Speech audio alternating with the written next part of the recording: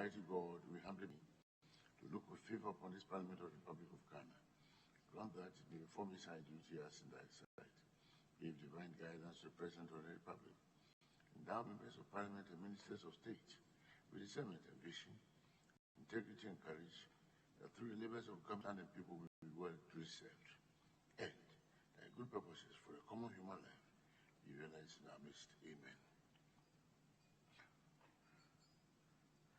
O God, grant us a vision of our country, fair as it might be, country of righteousness, where none shall wrong his neighbor, country of plenty, where evil and poverty shall be done away with, country of brotherhood, where all success shall be founded on service, and honor shall be given to the deserving, country of peace, where government shall rest on the will of the people, and the love for the common good. Bless the efforts of those who struggle to make this vision a living reality. Inspire and strengthen our people, that they may give time, thought, and sacrifice to speed the day of the coming beauty of Ghana and Africa. Amen.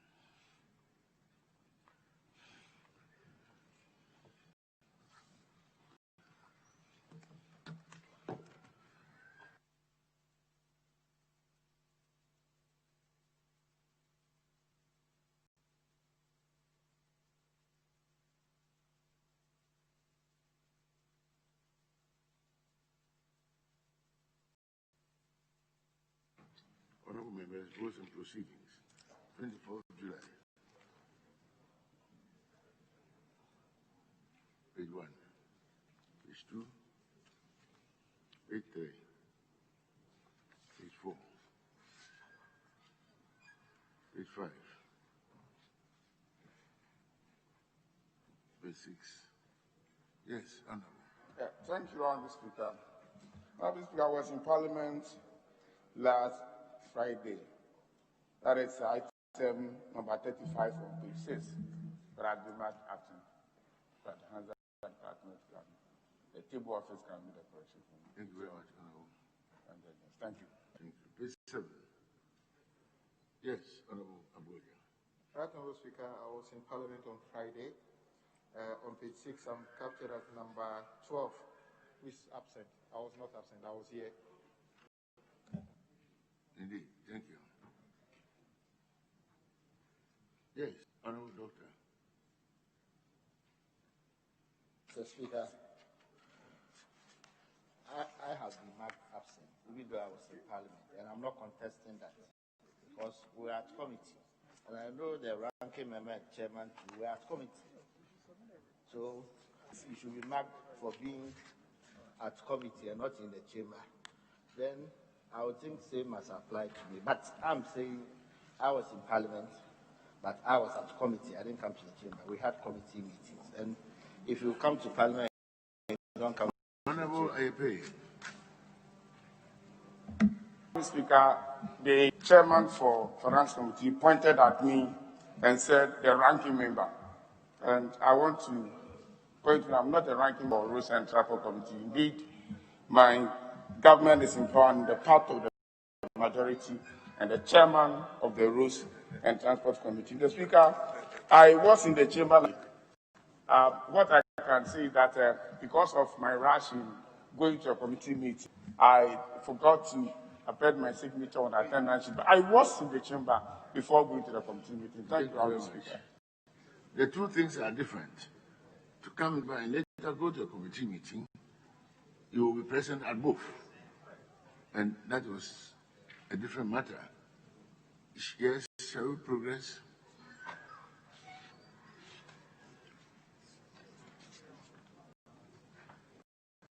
Page 8,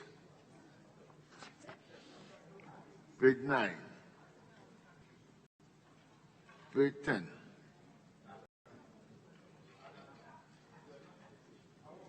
Page 11, page 12, page 13. Honorable members, in the absence of any further corrections, the votes and proceedings of Friday, 24th July, as corrected, is hereby admitted as true record of proceedings.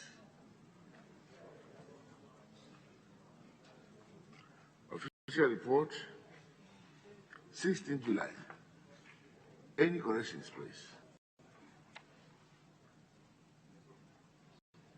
16th July. Any corrections?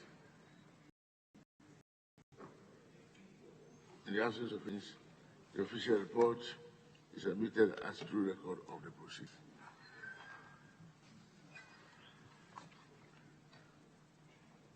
Urgent question number 3. Minister for Interior. If the Honorable Minister for Interior will please take the appropriate seat.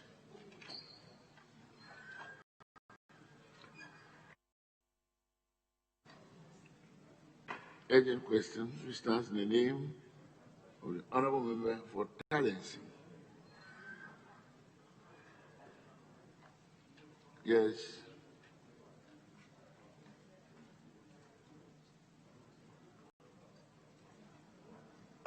The Speaker, who wants to ask the urgent question is not available.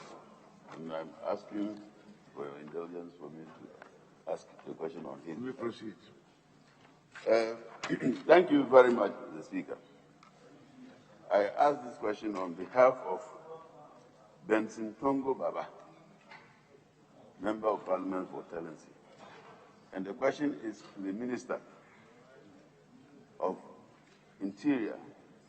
What measures the ministry has put in place to stem the spread of the COVID-19 at the various training centers of the security agencies under the ministry in the light of the outbreak of the virus at the Folugu Police Training School? Thank you very much. Honorable Minister, please.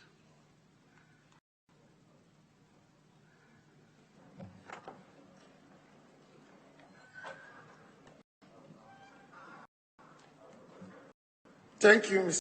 Speaker.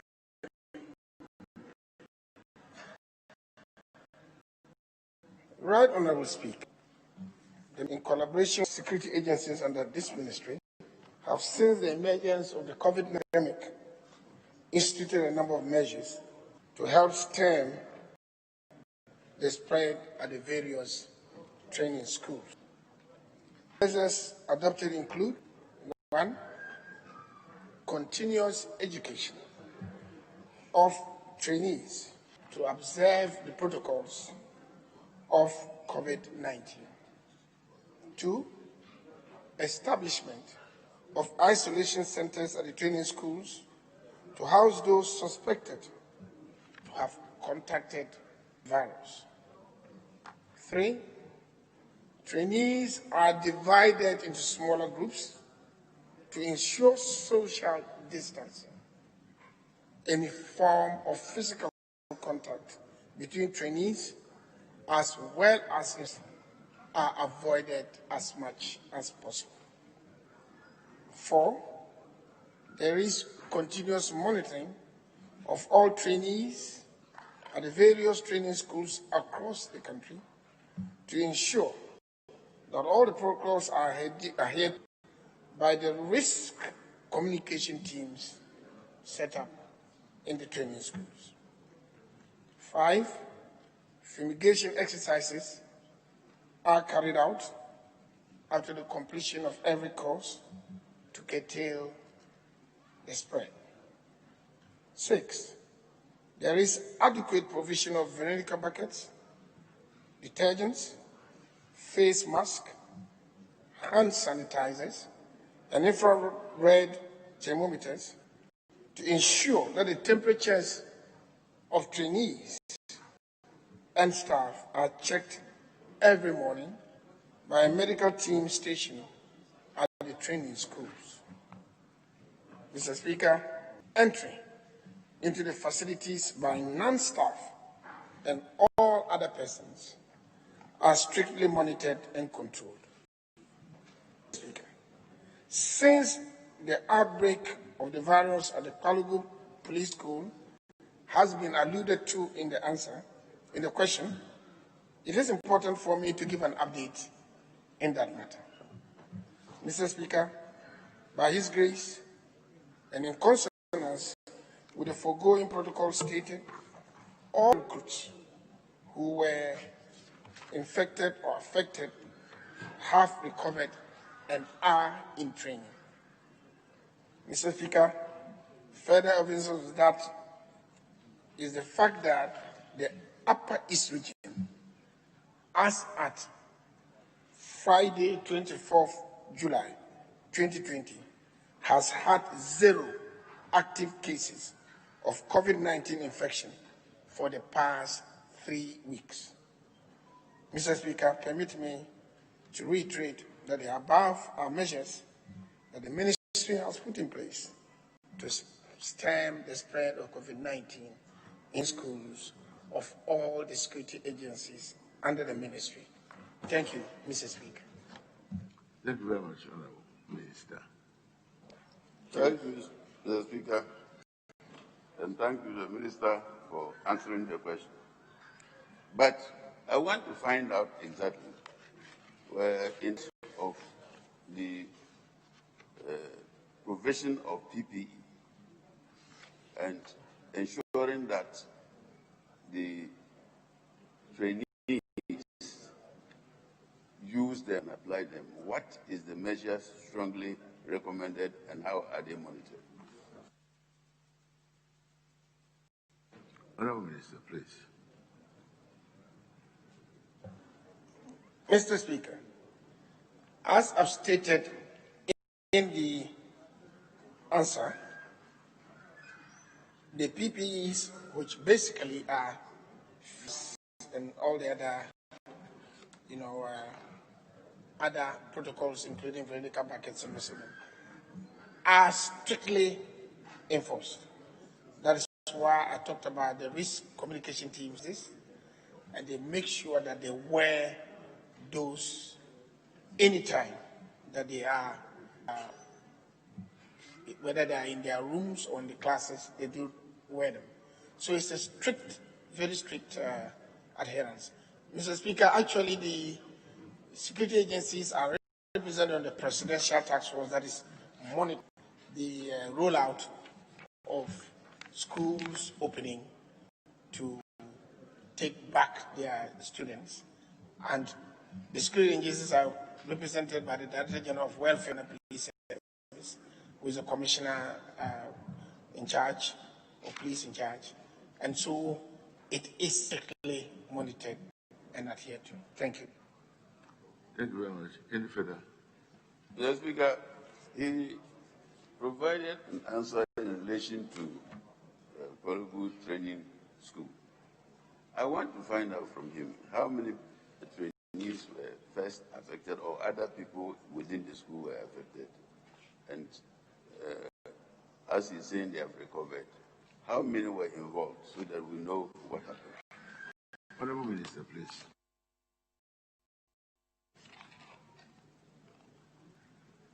Mr. Speaker, when the first case was detected, contact tracing led to a total number of 83 who were isolated. 83 who were isolated at the time.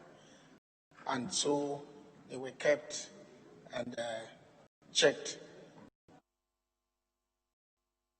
And that is why they've gone back to training. But it wasn't as if the 83 all at once were this. It started with one, and then they started questioning who had been in contact with. And in the end, the total number was. Thank you, Mr. Speaker. Mr. Speaker, he talked about small groups. Can he indicate how many groups are involved in arranging such that they can observe the social distancing as he indicated? Honorable Minister. Thank you, Mr. Speaker. The principle of breaking them into groups is related to the activities that they have to undergo and the operations and the training. And since it cuts across all the training institutions, it's a principle that I know. It might be 5, it might be more, depending on what the activity is, but what is basic to them is that they wear their mask and they ensure social distancing in all the operations. Thank you, Mr. Speaker. Thank you. Honorable Minister, thank you very much for attending to the House this morning and answering our questions. Question star 773. And if the Honorable Minister for Roads will please take the relevant.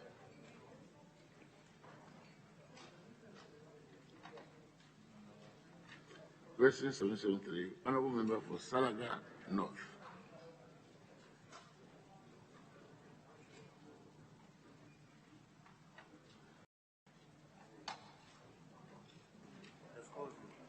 Thank you very much, Right Honorable Speaker. I rise to ask the Minister for Roads and Highways steps the ministry is taking to construct the Gidanturu Ghana Epuna Yerma Road. Honorable Minister, please.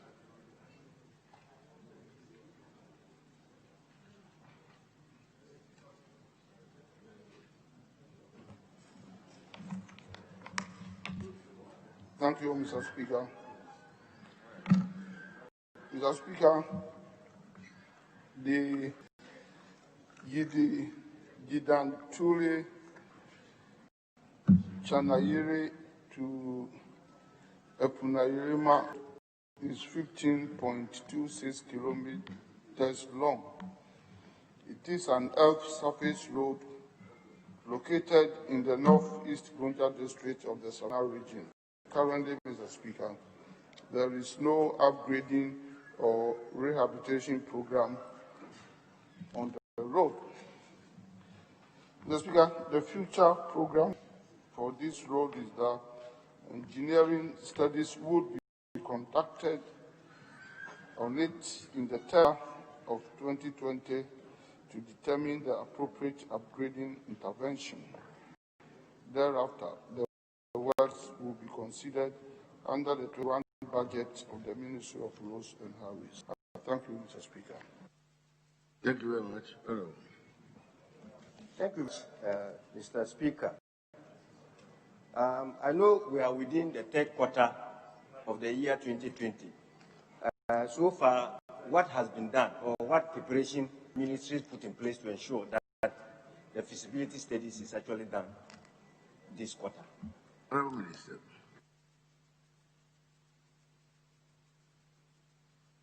Thank you, Mr. Speaker. Mr. Speaker, third quarter is between July and September. We are just at the closing end of July. 2 clear months, August and September. So, Mr. Speaker, by August, we shall initiate action on the road, and it will still be comfortably within the third quarter period. Thank you, Mr. Speaker. Thank you very much, Right Honorable Speaker. Actually, in the Minister's answer, he indicated that the intervention on the road will be captured under the 2021 budget. What is the assurance that this road will actually be considered in the next budget?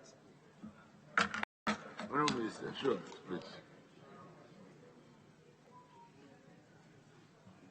Thank you, Mr. Speaker. Mr. Speaker, engineering studies, once undertaken by itself, once the study is undertaken, is enough assurance that action on the road has been initiated. So all engineering studies that will be undertaken on all roads within the second half of the year, that's within the third and the fourth quarters of the ensuing year, means that action on the roads the following year, and we do so that they captured under the budget for 2021. So it's enough assurance that we are going to do that. Thank you, Mr. Speaker. Yes. Question star 774.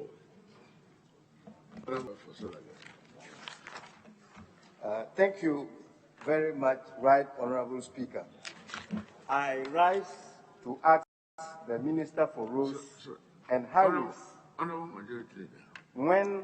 Sorry, Honorable, one moment, please.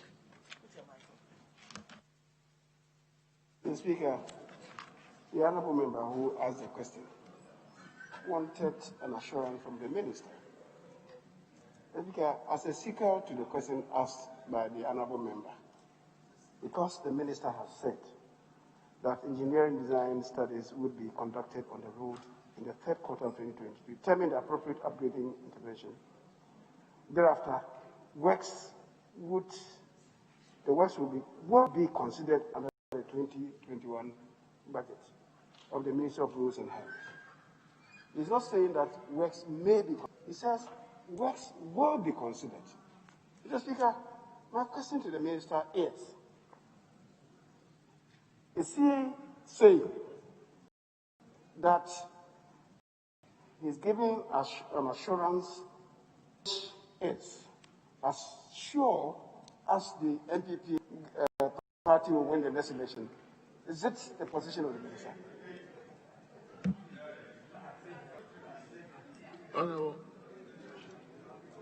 Honorable Member for Salaga.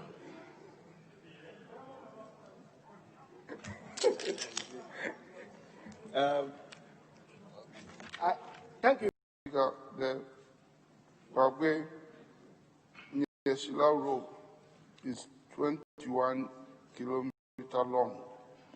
It is a surface road in poor condition and located in the northeast Gonja district of the Savannah region. Currently, Mr. Speaker, contract for spot improvement of the first 10 kilometers of the road was awarded under the COCOBOD-funded road improvement project on 18th May 2012.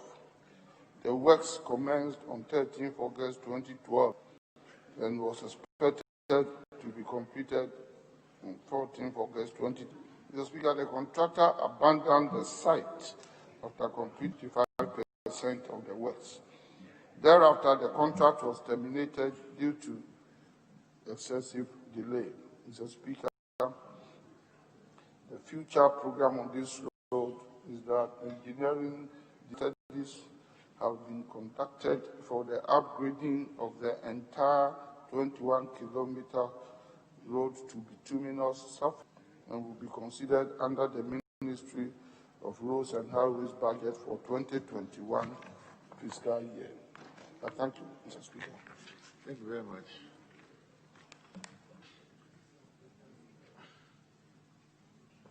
I thank you very much, Right Honorable Speaker. In the Minister's answer, is that it will be completed. I want to find out what immediate measures we can put in place for the road to be more trouble. Since this time, the people are finding it very difficult, to access some other social facilities in the urban centers. Thank you.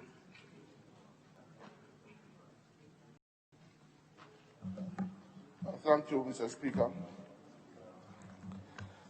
Mr. Speaker, there is one characteristic feature in the Ministry of Roads and Highways.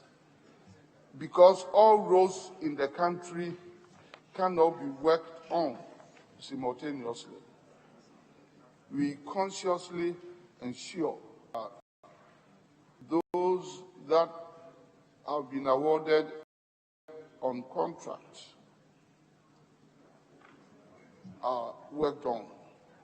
Those yet to get their turn of the contractual awards are brought under what we call routine periodic maintenance. That's under maintenance program, to make sure the road is motorable until such time that we properly finish their engine design studies, pick the inventories, award them on contract to develop them into the bituminous level.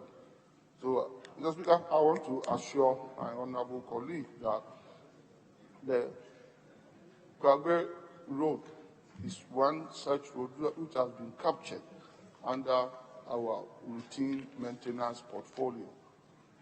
And we shall work together to ensure that the road is motorable throughout the year until next year, when we can properly to develop it to bituminous level.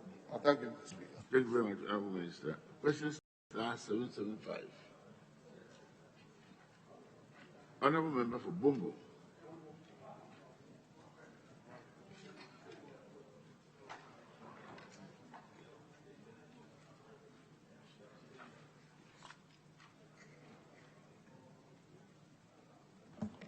Right, Honorable Speaker, the Honorable Member for Bongo is not available. He whispered to me that I should do that on his behalf. Please proceed. Proceed. Right, Honorable Speaker, I rise to ask the question on behalf of Mr. Edward Abambire Bawa, Member of Parliament, to ask the Minister for Roads and Highways when the contractor working on the bridge on the Bongo Namo Road will return to site to complete the works. Thank you. Right. Honorable Majority Leader, please go to.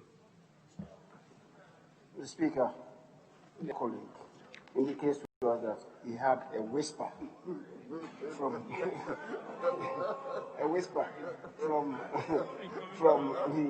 from the member. We want to know whether whispers are authoritative communication. One, Mr. Speaker, I don't know why the member for Huawei is getting up when I'm talking. Am I out of order? Mr. Speaker, second thing is, he must indicate to us when was the last time that the Honorable Edward Agambiri Bob stepped in this house. When was the last time he stepped in this house? I mean, we must take this house seriously. We must take this house seriously. Ordinarily, I will not begrudge him. But this is not a person, honorable member, who has been coming to this house. Honorable, you have asked your question. Honorable Minister, if you will please answer.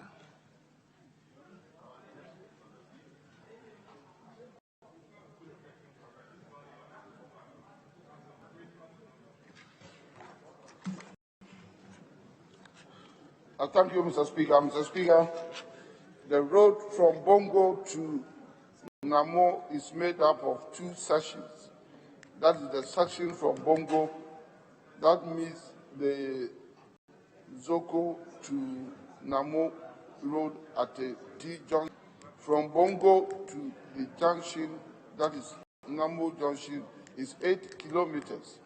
And from Namo Junction to Namo is 4.3 kilometers.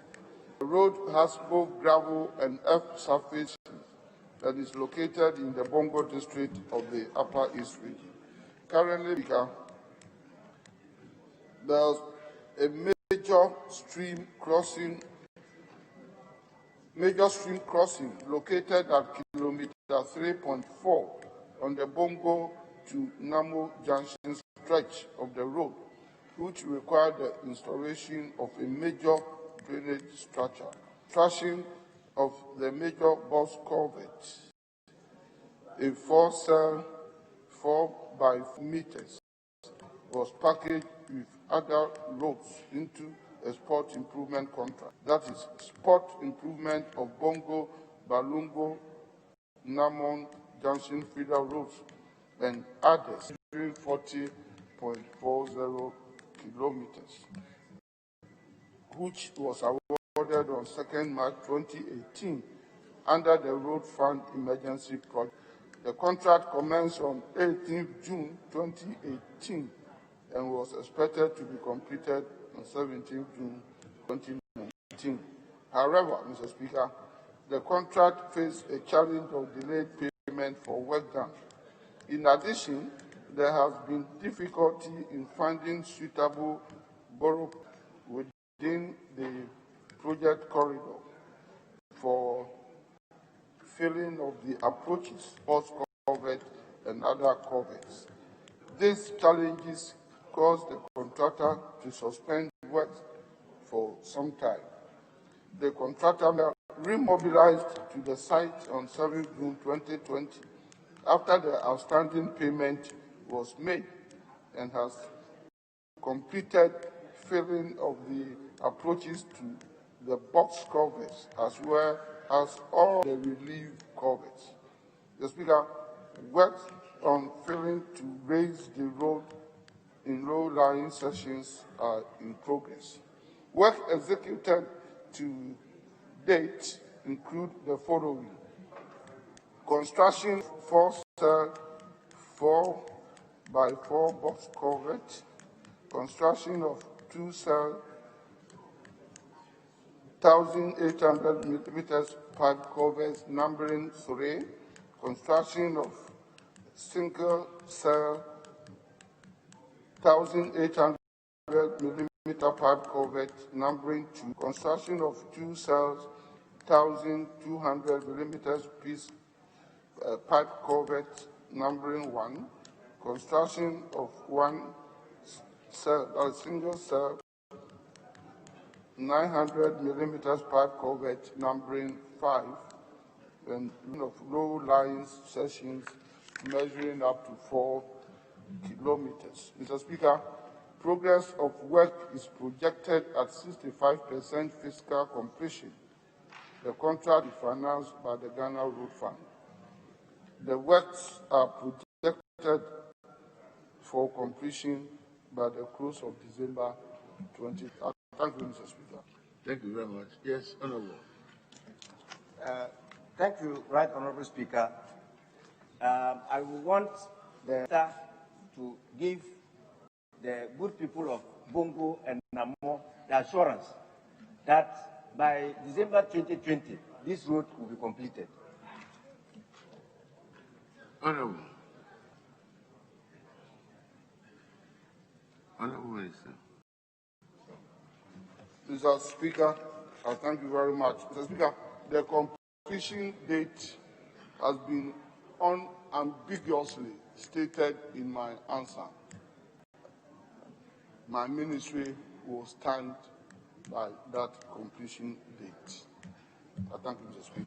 Thank you very much. Thank you very much, Honorable Minister, for attending to and answering our questions. You are respectfully discharged. Item listed 6, a recommendation of public business. Presentation of papers. A, by the Honorable Majority Leader.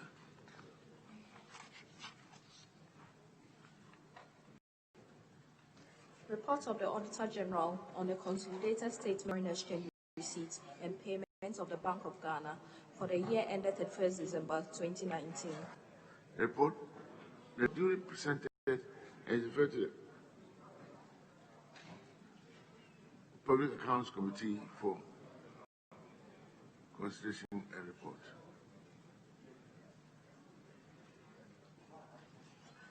B, Minister for Health. Speaker, if I may the document on behalf of the Minister of Health.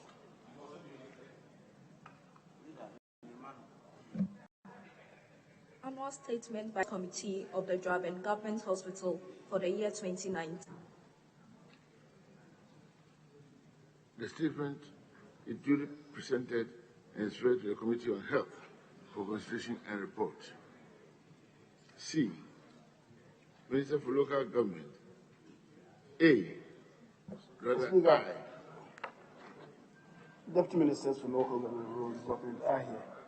If they could lay the document on behalf of the substantive minister.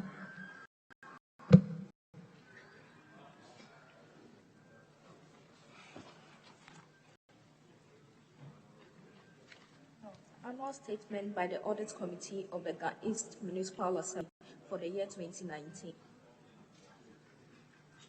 The statement duly presented and put on local government for consideration and report. Aye.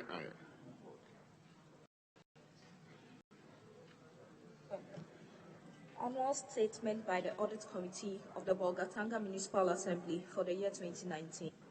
The report is duly presented to the Committee on Local Government for consideration and report.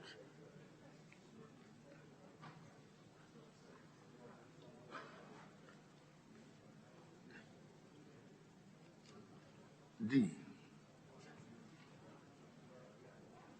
Minister for Education.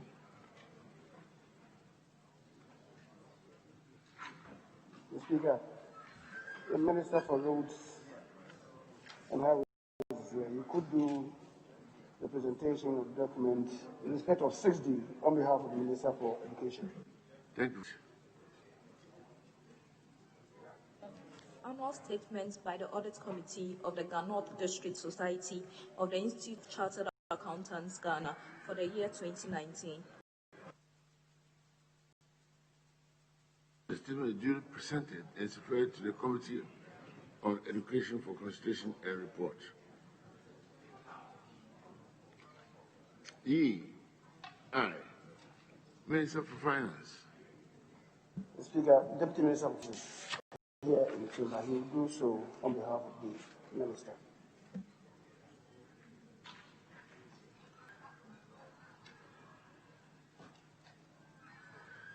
Aye. Request for waiver of import duties, import VAT, NHIL levy, excise levy, and special import levy, amounting to the Ghana cedi equivalent of 9,196 euros on projects, materials, and equipment to be imported for the execution of the developed Marseille Airport Phase 3 by Michel's Contractor Construction UK Limited. The request is duly presented to the Committee on Finance for consideration and report. Yes. Minority Deputy Whip. Thank you, Mr. Speaker. Mr. Speaker, I was on my feet, even though I couldn't catch your eye earlier. Mr. Speaker, the ranking member education, together with the deputy ranking on local government, were both on their feet in connection with the papers that were laid. Because you couldn't catch you, I was just rising to draw your attention so that you call them and ask what was the problem with the papers that were laid. Just that is what I wanted to draw your attention on. So if you may indulge them, I don't know the information that they had. Let's complete what we are doing now so that if they have information, as you say, they will give it. Aye. Request for waiver of import duties, import VAT, NHIL, Get Fund levy, excise levy, and special import levy,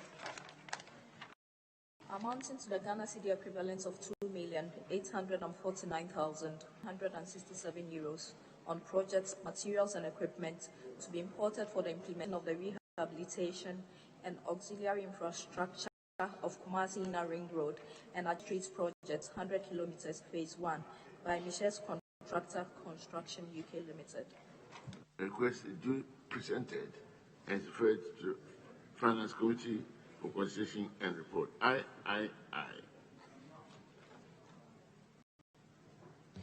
Request for waiver of import duties, import VAT, NHIL, Get Fund levy, excise levy, special import levy, and VAT amounting to the Ghana cedi equivalent of 15,526,211 euros and 23 cents, made up of 420,945 euros and 23 cents on local purchases and 15,105,206 euros on imports, on projects, materials, and equipment, and vehicles to be procured for the design, fabrication, supply, and installation of 50 composite bridges and related civil works by Michel's Knight AS in association with MSE Slani SRO of Czech Republic. The request is duly presented and is referred to the Finance Committee for consideration and report. IV. Request for waiver of import duties, import VAT, NHIL, get fund levy, exim levy, and special import levy amounting to the Ghana cedi equivalent of $2,110,092 United States dollars on materials and equipment to be procured for the construction of additional facilities, supply and installation of medical equipment to the adjunct clinical block of the Bolgatanga Regional Hospital, Upper East Region. The request is duly presented and is referred to the Finance Committee for consideration and report. V. Request for waiver of import duties, import VAT, NHIL, get fund levy, exim levy, and special import levy amounting to the Ghana cedi equivalent of €15,809,568 on materials and equipment to be imported in respect of the modernization of Ochi Teaching Hospital, Maternity and Children's Block by Mishas Contractor Construction UK Limited. The request is duly presented and is referred to the Finance Committee for consideration and report. VI. Request for waiver of import duties, import VAT, NHIL, get fund levy, exim levy, special import levy, and domestic VAT amounting to the Ghana cedi equivalent of €929,329.48, made up of €741,890.08 on local purchases and €12,187,439.40 on imports. On materials equipment, works and services to be procured for the construction and equipment of 12 polyclinics in Ashanti, Eastern, Greater Accra and Ahafo regions in Ghana by Mishas Bamed Health Project, CZSRO. Hearing. The request is duly presented and is referred to the Finance Committee for consideration and report. VII.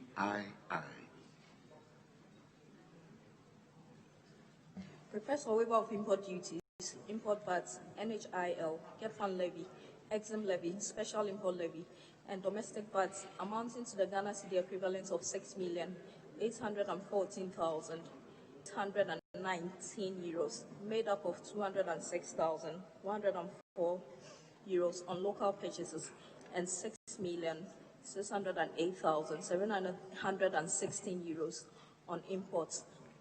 Materials, equipment, work and service to be procured for the execution of the turnkey construction of a urology and nephrology center of excellence at the Kolebu Teaching Hospital by Mishas Bamed Engineering, GmbH of Austria.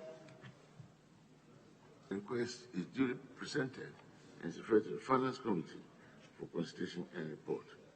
F. Chairman of the Committees.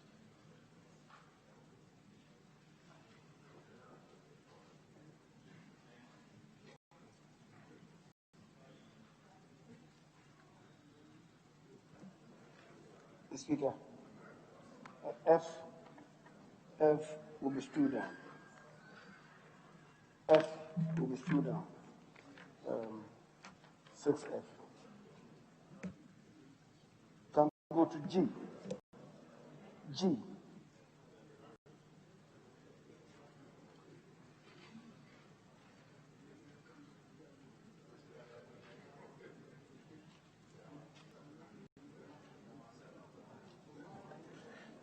We got about 7 of them, from Roman 1 to Roman 7.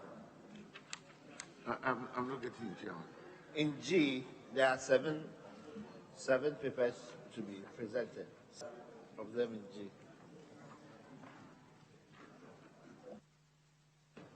F is not ready. So that's what the majority leader said. Okay. So we are moving on to G, where there are 7 G. papers to be. I. Report of the Finance Committee on the Ghana's subscription of 3,883 additional prorated shares allocated under the transfer rules (STRs) of said general increase of the African Development Bank at a cost of 38,830,000 units of account, equivalent to 54,362 United States dollars. The report is duly presented and for distribution to honorable members. Aye. Chairman, aye. Report of the Finance Committee on the Ghana subscription to 182,414 new shares allocated under the 7th General Capital of the African Development Bank Group at a cost of 1,824,140,000 units of account. The report is duly presented and for distribution to honorable members. Aye. Of the Finance Committee on the Term Loan Facility Agreement between the Government of the Republic of Ghana, represented by the Ministry of Finance, and Standard Bank, London, for an amount of 91,375,307 euros and 1 cent, backed by Export Credit Funding Guarantee to finance design and construction of drainage and ancillary system in Accra, Nima Drain for from Kaukudi to the Odo River Basin. The report is duly presented and for distribution to honorable members. IV. Report of the Finance Committee on the Term Loan Facility Agreement between the Government of the Republic of Ghana, represented by the Ministry of Finance, and Standard Chartered Bank, London, for an amount of 10,384,695 euros to finance the design and construction of drainage and ancillary sewage system in Accra, Nima Drain from Kaukudi to Odo River Basin. The report is duly presented for distribution to honorable members. V. Report of the Finance Committee on the Term Loan Facility Agreement between the Government of the Republic of Ghana, represented by the Ministry of Finance and Dutch Bank AG Frankfurt Branch as arranger and original lender, and TMF Global Service Limited as facility agent, for an amount of 147,505,734 euros for the reconstruction of Bechem Techimentia Akumadan 40.4 kilometers and the Takwa Aguna Nkwanta Road Project. The report is duly presented and for distribution to honorable members. VI. Report of the Finance Committee on the Facility Agreement between the Government of the Republic of Ghana, represented by the Ministry of Finance, and Chartered Bank, London, as an agent, arranger, and structuring bank, with UK Export Finance as guarantor, for an amount of 41,828,793 Great Britain pounds and 77 pence to fund the design and delivery of prefabricated bridges for deployment throughout Ghana. The report is duly presented and is for distribution to honorable members. VII. Reports of the Finance Committee on the Facility Agreement between the Government of the Republic of Ghana, represented by the Ministry of Finance, and Standard Chartered Bank, London, as agents, arranger, and structuring bank, for an amount of 6,450,000 Britain pounds to finance the design and delivery of prefabricated bridges for deployments throughout Ghana. The report is duly presented and is for distribution to honorable members. Item listed 7, presentation and first reading of bills. Honorable Minister for Energy. Mr. Speaker, I believe we can go to item number 8. But before then, there was an application by the Deputy Minority Whip in respect of some interventions that two of our colleagues wanted to make. Yes. If you could listen to them. Honorable.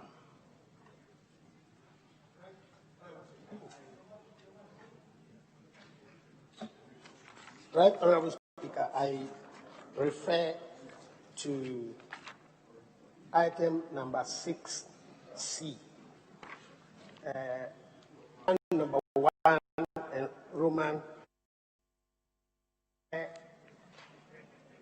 We have before us audit committees from specific district assemblies. The Speaker, similar one was laid recently, and I rose to attention to the fact that these audit committees are formed to do internal auditing work and report to the respective assemblies. These will form the composition that each assembly will make to the Auditor General, and the reports therefrom will be laid before the Public Accounts Committee. So it is strange to have this into Parliament for the respective committee to work on and report to Parliament. If we do that, we'll be preempting the work of the Auditor General and then subsequently the work of the Public Accounts Committee. So these reports by audit committees should remain assemblies. At best, they will inform internal audit agency by their act that this is the work they have done internally in their respective organizations. So, Mr. Speaker, I think that we should send these reports to the respective assemblies so that they will deal with it, and subsequently the Auditor General will work on them before a summary report is presented to the committee of of this House. I thank you. Thank you. Yes, Honorable Majority Leader. Honorable Majority Leader. Oh, sorry. Mr. Speaker, there is a second application. If you can listen to him as well, perhaps we can put the two together. Yeah, thank you, Mr. Speaker. Mr. Speaker, I have an issue with 6D by the Minister for Education. Annual statement by the Audit Committee of the North District Society of the Institute of Chartered Accountants, Ghana, for the year 2019. The Ghana District is a chapter of the Institute of Chartered Accountants, Ghana. It's not an autonomous body on its own. So their audit report or whatever annual statement should go to the mother society, which is the Institute of Chartered Accountants. They will into their reports and not this society, which is just a local branch. Like when you have CROSA, that is a Civil Servants Association of Ghana, or local government, then every district will present its own reports to its society or association. So this one is district-based. So that one should be given to the mother union to incorporate into their annual statement for the minister to present to the House, but not district by district chapter, as it is in this case. Thank you, Mr. Speaker. Thank you very much. Yes, no. Thank you, Mr. Speaker. I wanted to put it down for the records that the requirement that the audit reports come to Parliament is in law. It's a Public Financial Management Act that makes that provision. So if for any reason we consider that that operation is not proper, then we should apply the appropriate remedies. But we cannot just stop them from bringing them here because it's a requirement of law to put out. Yes, Honorable Majority Leader. Mr. Speaker, exactly what the position is in the Public Financial Management Act. And second, Mr. Speaker, these are also to assist the various committees in the performance of their oversight responsibilities. So the reason why these ones should go to the committees, quite apart from the position indicated in the Public Financial Management Act. So I think the various committees really should be appreciative of this and use it to interrogate the workings of the various ministries, departments, and agencies, which they have not been really doing. And every now and then we are appealing to them that indeed, in the remit of the various committees, we're doing these things. So I think that it's just going to help them do what is expected of them. Thank you. Thank you very much. Once the matter has appeared here, we refer it to appropriate committee. Appropriate committee will bring findings as it considers relevant for plenary to act thereon. Any further doubt?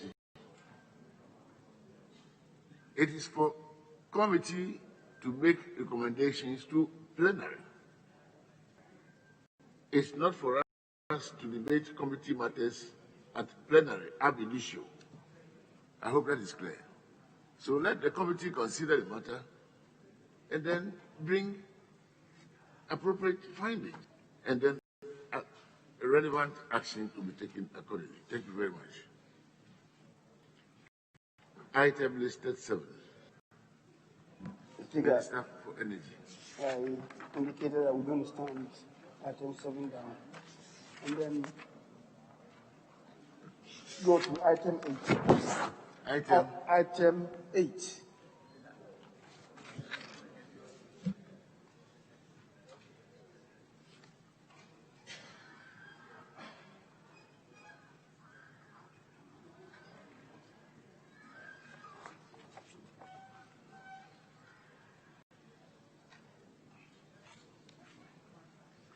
Yes.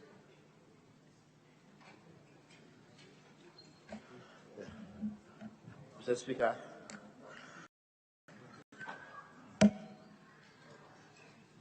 Yes.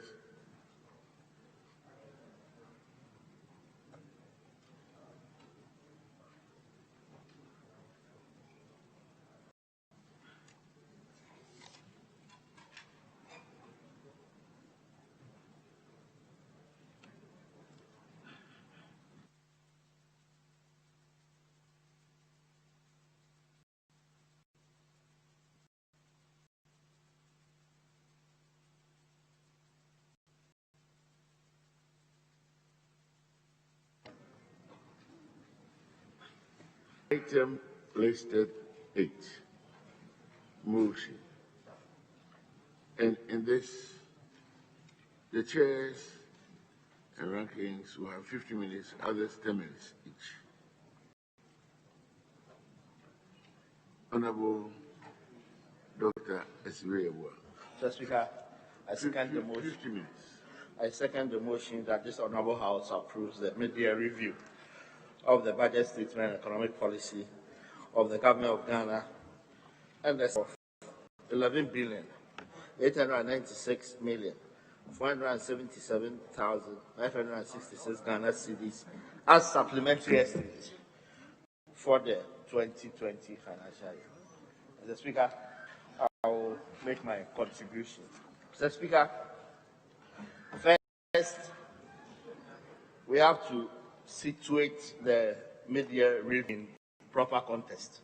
Mr. Speaker, the mid-year review of the budget is a creature of the Public Finance Management Act 2016, Act 921. Mr. Speaker, specifically in section 28.2 spells out what was required. 1, to give an overview of macroeconomic developments, update us on the macro forecast, give an analysis of revenue, expenditure, financing, and present a budget outlook. Mr. Speaker, this is exactly what the Minister came to the House to do. Mr. Speaker, in update on macroeconomic developments, on page 9 of the document, Mr. Speaker, on page 9, we will see that growth performance has been detailed on specifically in figure 1 on page 9. The Minister gave an account of growth performance for 2019. Now that he had full information, the economy grew at 6.5% for 2019. Mr. Speaker, if you 2016, on the same page, the same figure, the economy had grown at the time at 3.4%. And then 2017, we took it to 8.1%, 6.3% in 2018, and 6.5% in 2019. The 3.4 figure of 2016, as has been said over and over again, was the lowest in 23 years. So, Mr. Speaker, the MPP was on a trip to grow the economy at 6.8% in 2020. Mr. Speaker, that's what the minister indicated in November 2019 when the budget was presented. The projected growth for 2020, 6.8%. Mr. Speaker, on inflation, again, the end December 2019 inflation figure was 7.9%. Mr. Speaker, the projection for 2020, when the budget was read, was 8%. And if you put this side by side with the 2016 figure, at the time, 10.4%. So end 2019, inflation had been brought down to 7.9%. Again, the deficit numbers. Again, if you go through the document, you will see that in 2016, when the NDC was exiting, the deficit was 6.5%. 6.5%. In our year in 2017, we brought it sub-5 to 4.8%. In 2018, further down, 3.9%. Mr. Speaker, in 2019, again, sub-5, 4.8%. And we projected again to do 4.7%. So, Mr. Speaker, on all fronts, be it growth performance, price development, fiscal performance, all of them have been consistently better than what we met in 2016. And we were on course to deliver again in 2020. Mr. Speaker, there's no doubt about it. If you look at the track record of the MPP for 2017, 2018, and 2019, clearly we were on course to deliver again in 2020. Mr. Speaker, as a matter of fact, to ensure that there isn't irreversibility and to avoid election year slippages that we have come to know, the minister himself, Mr. Speaker, and here I borrow the words of the president from last night, the hard-working, highly patriotic Ken Oforiatta sponsored the fiscal responsibility law. Mr. Speaker, we passed the law in this House in 2018. And in there, he set rules. Mr. Speaker, as a matter of fact, at committee, the minister was advised to abandon this. Like, why do you bring a law that says that the deficit shall not exceed 5%? Minister, it's like hanging a noose around your neck. Abandon this. Mr. Speaker, again, this hard-working, highly patriotic Ghanaian said, no, I'm full speed. And then the House passed this law. Mr. Speaker, Act 982, Section 2, there are rules which says the overall fiscal balance on cash basis for a particular year shall not exceed a deficit of 5% of the gross domestic product for that year. So, Mr. Speaker, even when he had not passed this in 2017 and then 2018, the deficit was less than 5%. And when the law had been passed, he stayed through to it. In 2019, the deficit was 4.8%, and he projected to do 4.7% in 2020. Mr. Speaker, anchored in law, in the Fiscal Responsibility Act. Then, Mr. Speaker, what changed? Suddenly, the COVID-19 pandemic struck.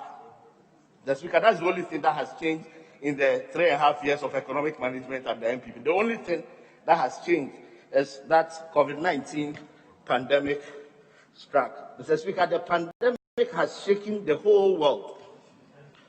It has fundamentally damaged the world economy. Mr. Speaker, COVID-19 has killed over 650,000 people worldwide.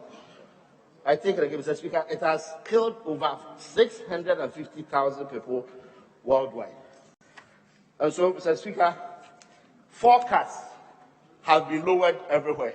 Mr. Speaker, if you go to page 8 of the document, and then I refer you to table 1. Mr. Speaker, table 1. Global GDP growth, Mr. Speaker.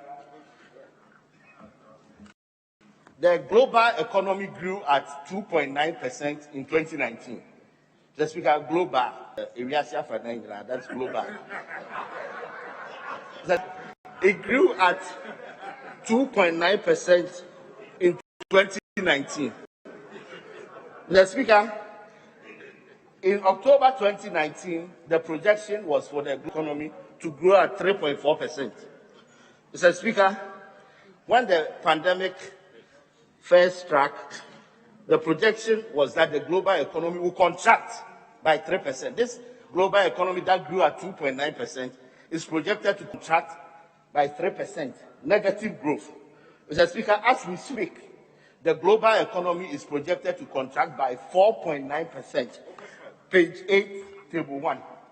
4.9%. An economy that grew at 2.9% is contracting at 4.9%. Mr. Speaker, I refer you further to page 287 of the document. Sorry, paragraph 287.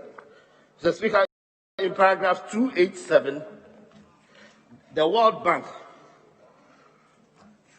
287, sorry, Mr. Speaker, the OECD, that in economies in their zone will contract by between 6% and 7.6%.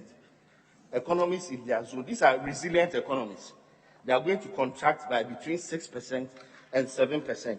Mr. Speaker, furthermore, in paragraph 291, Sub-Saharan Africa.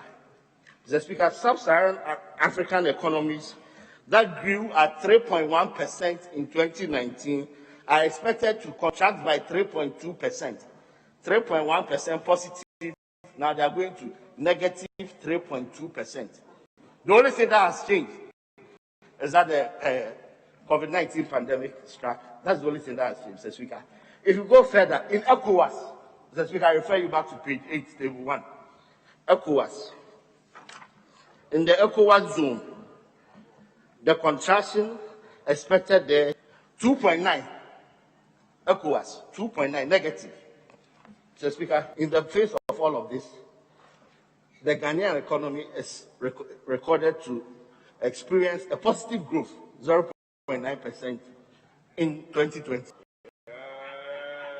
Mr. Speaker, Sub-Saharan Africa, ECOWAS, OECD, Global, Global, all of them are recording negative growth. Ghana is expected to record positive growth, at least for 2020. It's because of the strong foundation. Mr. Speaker, it's because of strong for 3 years. Mr. Speaker, in paragraph 285, and I quote, in paragraph 285, the concluding part of paragraph 285, and I want to quote, Mr. Speaker, it reads, the bad economic situation, like loss of jobs and income, visited on us here in Ghana, is the same in other countries all across the world. The economic situation, like loss of jobs and incomes, visited on us here in Ghana, is the same in other countries all across the world. Mr. Speaker, as a matter of fact, in paragraph 288, the Asian Development Bank estimates that the global economic impact of COVID-19 will be between $5.8 trillion and $8.8 trillion. The impact on the global economy. Furthermore, the Asian Development Bank projects that global trade will reduce by between 1.7 trillion and 2.6 trillion. Mr. Speaker, once again, the impact is the same all across the world. Mr. Speaker, In paragraph 292 of the document, the World Bank predicts that due to the pandemic, between 6 million and 58 million people in sub-Saharan Africa may fall into extreme poverty, defined by the International Poverty Line of $1.9 a day.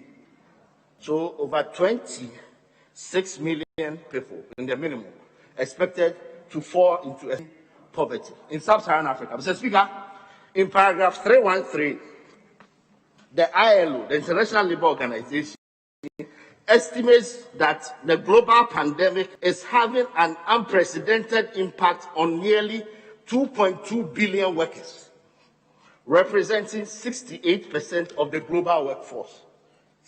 68% of the global workforce have been impacted by the pandemic. Mr. Speaker, last but not least, in paragraph 290, I quote, the aviation industry is expected to lose roughly $314 billion due to the COVID-19 shocks. So, Mr. Speaker, as I indicated before, the effects of the pandemic are dire and it is wreaking havoc on economies. Mr. Speaker, in our Ghanaian case, as I indicated before, the projected 6.8% growth in GDP will not happen. It will decline to 0.9%, albeit positive growth. Mr. Speaker, we are going to experience lower revenues. Paragraph 416 of the document, paragraph 46 on page 83. The details are given there.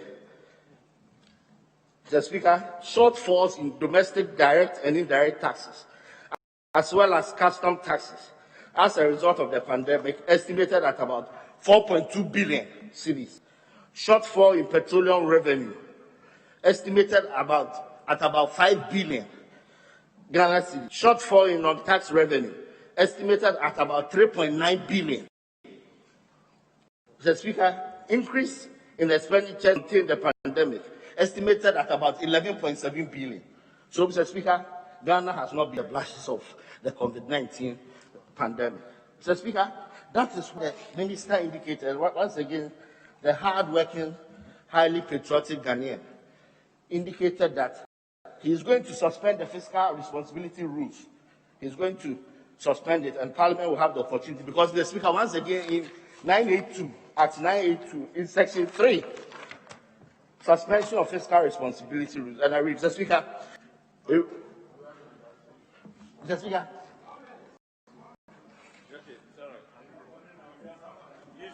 Mr. Speaker, in Section 3, the minister suspend the fiscal responsibility rules due to a force majeure or unforeseen economic circumstance or both, including a natural disaster, public health epidemic. So, Mr. Speaker, it is within the minister's power to come to this House to ask for the fiscal. Mr. Speaker, there have been responses, and our response in the U.S.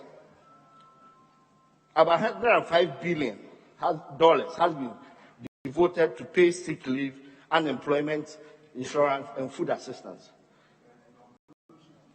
In Europe, Mr. Speaker, in conclusion, 750 billion euros set aside as the coronavirus recovery plan. Mr. Speaker, the EU case is interesting.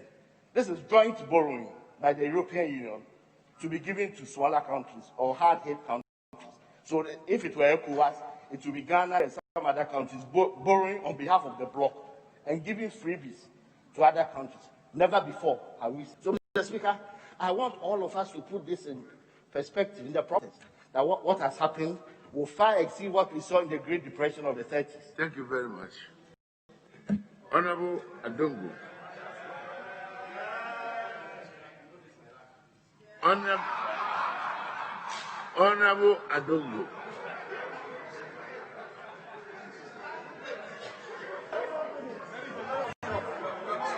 Thank you.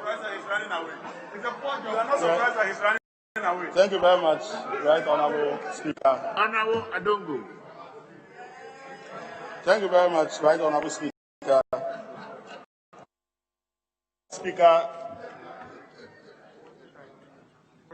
rise to contribute to the motion that this Honorable House approve the media review of the budget statement and economic policy of the Government of Ghana and the sum of 11.8 billion entry estimate for the 2020 financial year.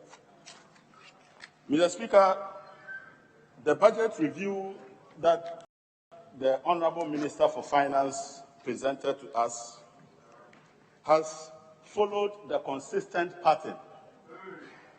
This government appearing before this House to account for how far they have gone with the year's budget and to apprise the House of developments that will impact the budget going forward and how the budget will turn out in attempt to read the following year's budget. And so in 2018, in this House, when they didn't provide even one CD for those that they had listed to be constructed in the Ashanti region, they created a lot of euphoria in Ashanti region by creating the impression that they were going to construct 14 new roads. Mr. Speaker, we are in 2020 and those roads are still in limbo in Ashanti region. Again, Mr. Speaker, in 2020, Minister, instead of telling us what has happened to the 2020 budget, was talking about 2021 to 2023, 100 billion. When by December or by January 7th, he would be an ex-president of the Republic of Ghana and would not have the mandate to see 21 to 2023. And so we expect the government to restrict itself to its mandate that it has hopefully managed. But, Mr. Speaker, it is also part of the grand scheme not to give the people of Ghana the true picture of finances. And I intend to prove. Please, let us not start. Grand scheme not to give the. I mean, this conspiracy theory, where does it come from? Withdraw, please. Speaker, the minister indicated that. Withdraw it. Mr. Speaker, the minister indicated that the total public debt as at the end of 2012, as at June of this year, stood at 258 billion Ghana cedis. Order. Honorable Majority Leader. Mr. Speaker, when you called on the Honorable Member, he did indicate that he has withdrawn. Except that, I don't know whether it was his own tactic. Mr. Speaker, he decided to punch off the microphone. The microphone was not on when he said so. If it's not intentional, he must come back and do what is appropriate. Order. Honorable, if he did that, it's unfortunate, to say the least. Yes, Speaker, that mic is withdrawn and it's expunged from the record. Okay. Mr. Speaker, the minister indicated in paragraph 122 of the budget or review that total public debt as at June 2020, 258 billion Ghana cedis. Mr. Speaker, I have in my hand the summary economic and financial data for July 2020 published by the Bank of Ghana was released only last Friday. Mr. Speaker, the Bank of Ghana gives the total public debt also at 258 billion. That mirrors the minister's figure. By striking Speaker, it indicates also that the total domestic component of the debt is 122 billion, consistent with the minister's own figure. But goes ahead to say that out of this figure, owing to what he calls the financial sector resolution bonds, with financial sector cleanup, is an amount of 14.3 billion. Mr. Speaker, yesterday the minister was at pains to tell us that the total amount of money. Honorable, please. You say what? On Thursday, sorry, Mr. Speaker, the minister was at pains. Order. The honorable minister was what?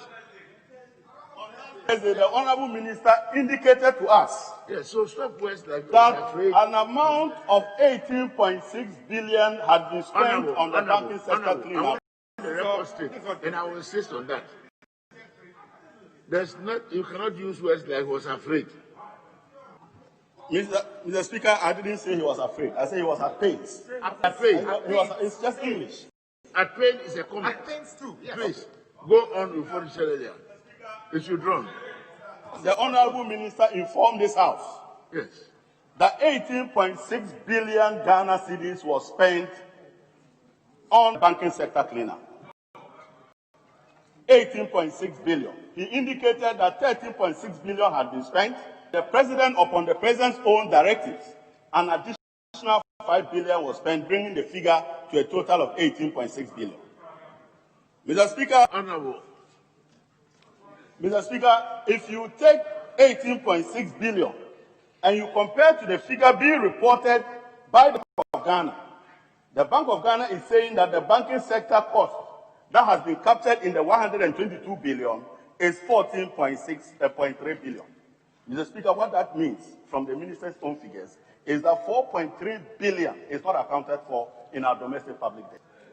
And this is the figures that are being pointed out by the minister himself. Honorable Doctor, do rise on the point of order.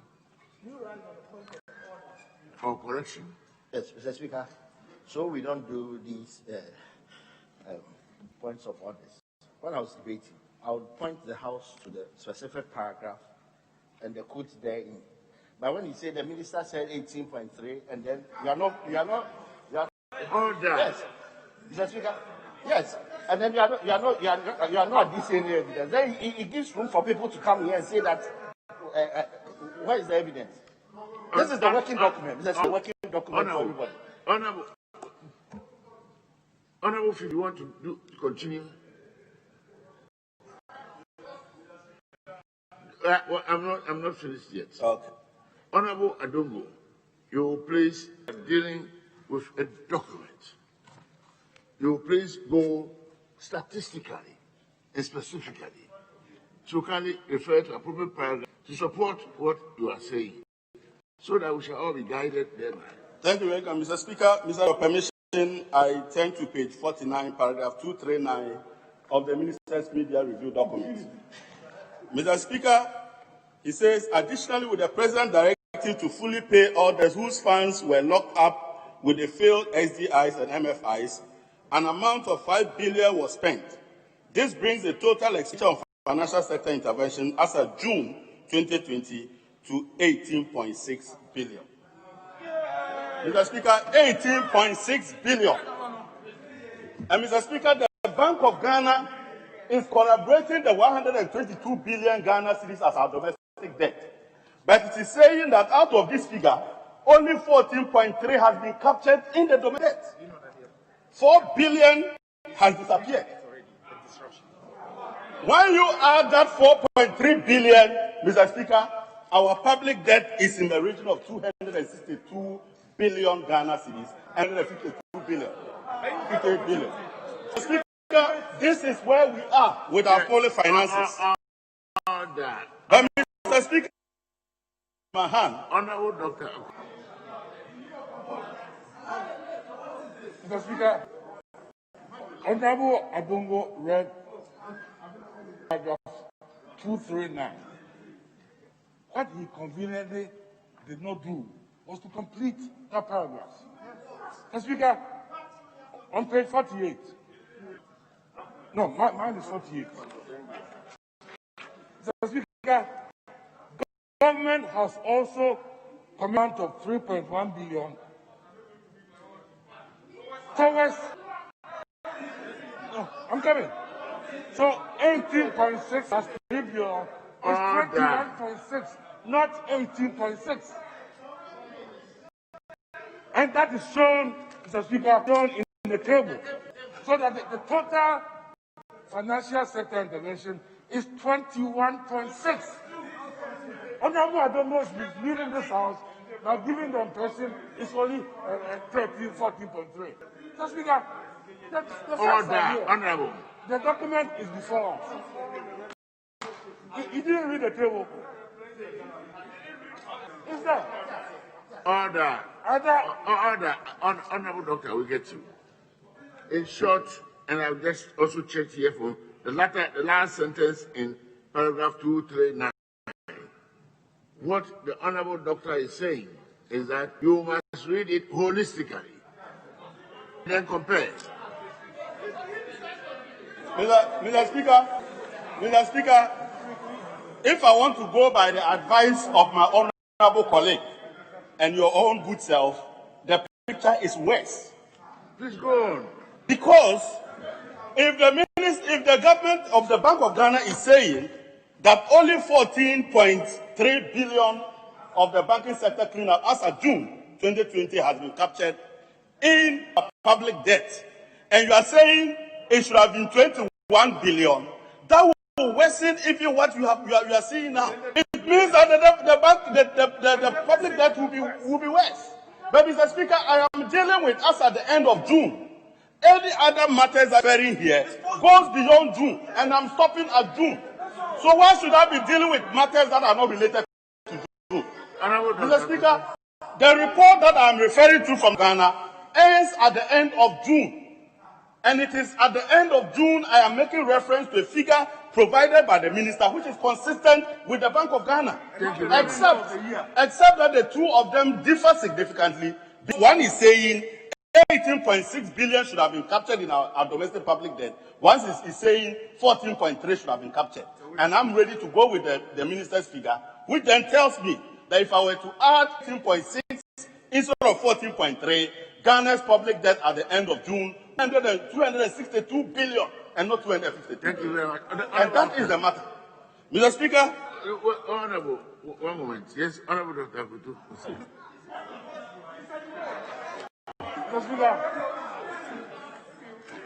Mr. Speaker, it's obvious that my colleague may not understand the distinction that the Bank of Ghana is making from the minister. The minister's 21.6 does not mean that he said it's on the public debt. Mr. Speaker, you are talking about Bank of Ghana's data, which includes commitments as of June. That does not include what the minister is saying. Mr. Speaker, the 14.3 he's talking about is consistent. The minister is saying that is what has been paid in advance. More will be coming, including the one with the Security and Exchange Commission. So my colleague should make it. That document is referring to is not before this House. We are talking about a budget statement which is before this House. And he's trying to use some document which is not before this House to make an argument. Honorable members. But to do members, this is. Shall we all listen to each other? And just for avoidance of doubt, I'll give Honorable extra time. Leave that to me. Because after the debate, it will go to its logical conclusion. Yes. Please. Mr. Speaker, he himself has admitted that the total public debt, as mentioned by the Bank of Ghana, is 258. The minister also said it's 258. So what is the difference? What is the difference? Mr. Speaker, this House is a House that you speak with facts. 258 and 258. Now he's trying to say the differences are in the numbers. It's not possible. So Speaker, what he has to understand is that the public debt figure that we get here is given to the minister by the Bank of Ghana. There cannot be a difference. If he doesn't know that, I'm telling him that now. Thank you very much. Honorable, I don't go, you continue. Thank you very much, Mr. Speaker. Mr. Speaker, it is very interesting that Bank of Ghana generates a public debt figure that is consistent with the Minister of Finance. But the Bank of Ghana goes ahead to give detailed composition of that figure that do not add up with the Minister's figure. And the difference is 4.3 billion. That pushes our public debt to 262 billion in June.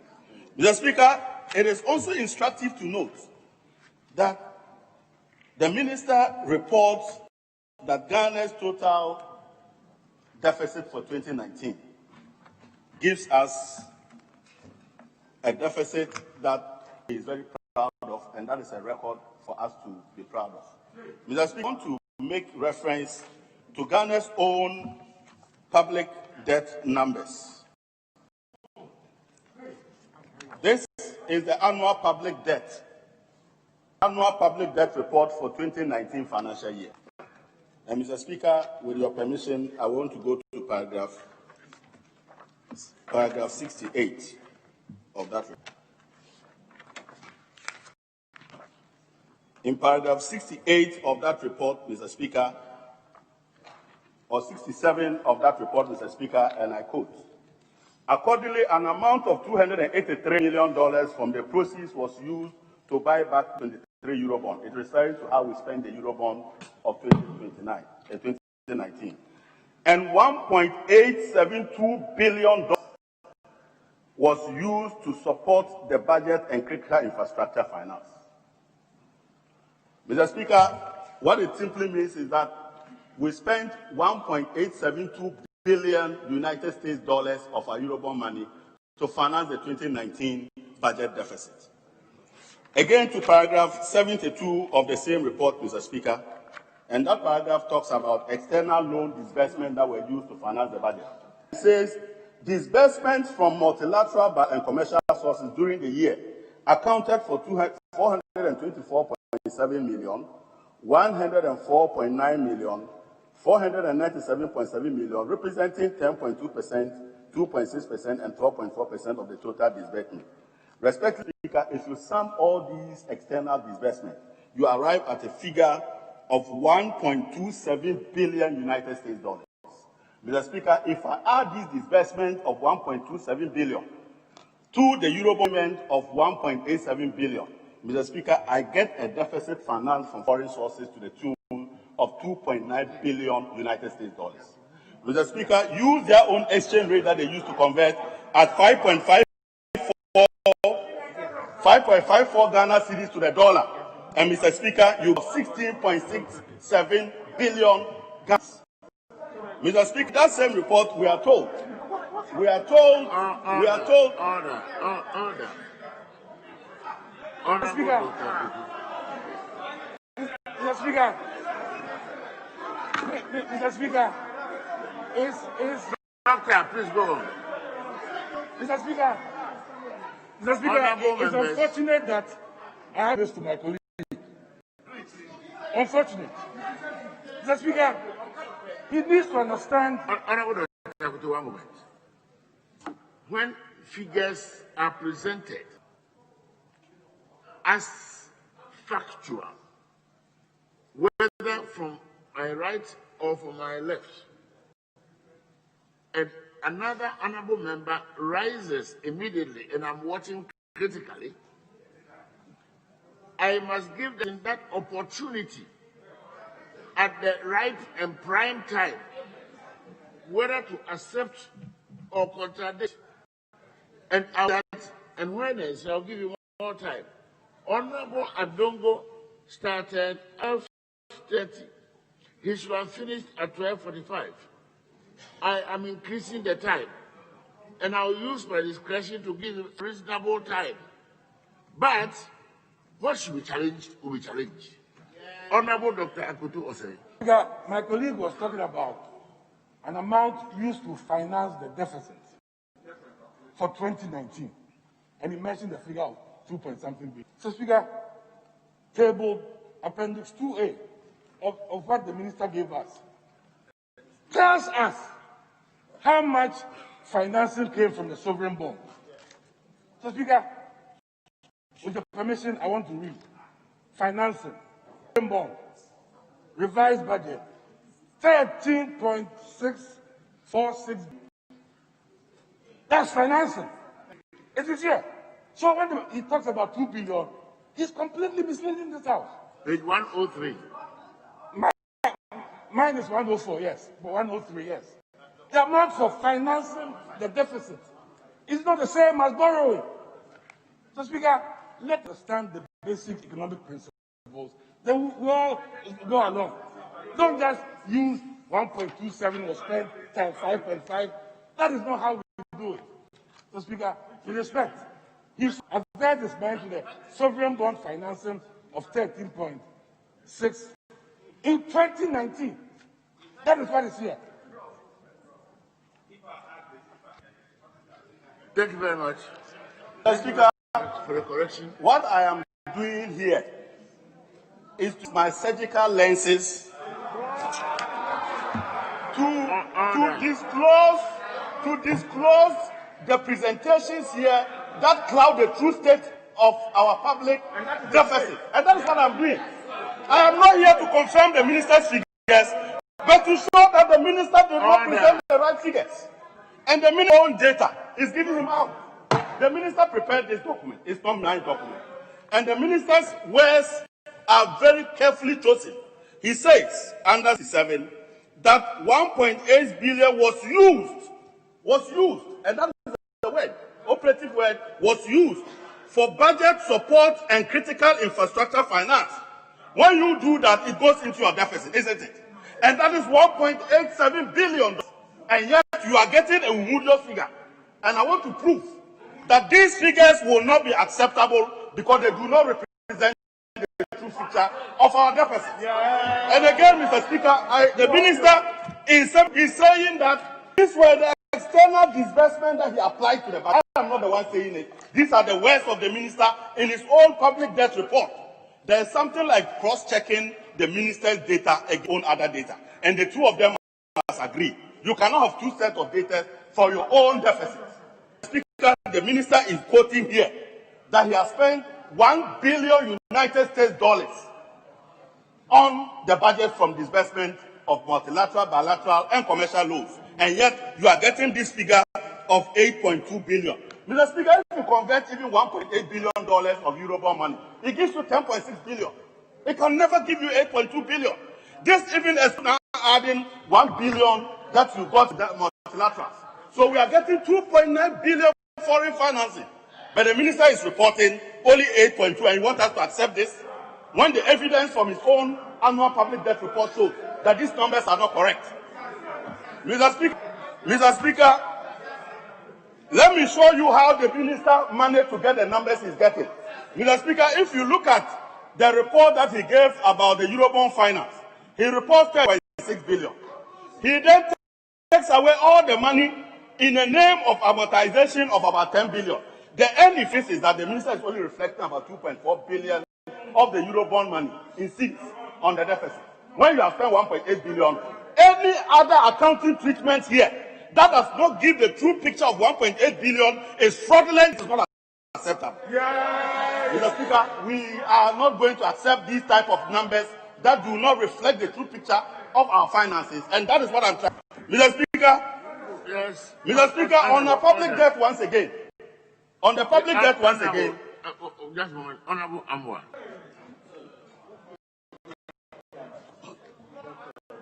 Thank you very much, Mr. Speaker. Mr. Speaker, with all due respect, this is a house of refuge. This is a house that people should respect when we speak. No basis. The honorable member has no basis to say that the minister has produced fraudulent figures. He said fraudulent figures. He has to retract that word he used. He has no basis to say that. He has to say that some figures are fraudulent. The word fraudulent includes motive, and it should be withdrawn. Withdraw and then conclude. Mr. Speaker, I withdraw fraudulent, but to any other treatment of the numbers that does not reflect that you have spent $1.8 billion of Eurobond money to finance the deficit is unacceptable. And that is what we are dealing with today. And Mr. Speaker, if you put all together our deficit, Mr. Speaker, it's unfortunate my colleagues do not want to hear the truth. And they've done everything to make 25 minutes. Mr. Speaker, 25 minutes with about 15 minutes going to them. Yes. Mr. Speaker, yes. In conclusion, Mr. Speaker, I want to show again the level of expenditure padding and double financing that is occurring under this regime. And Mr. Speaker, I am referring to the budget statement and economic policy for 2020. Mr. Speaker, the minister indicates cost of government flagship programs and the source of financing of those flagship programs, and in many cases, Mr. Speaker, Honorable Pong.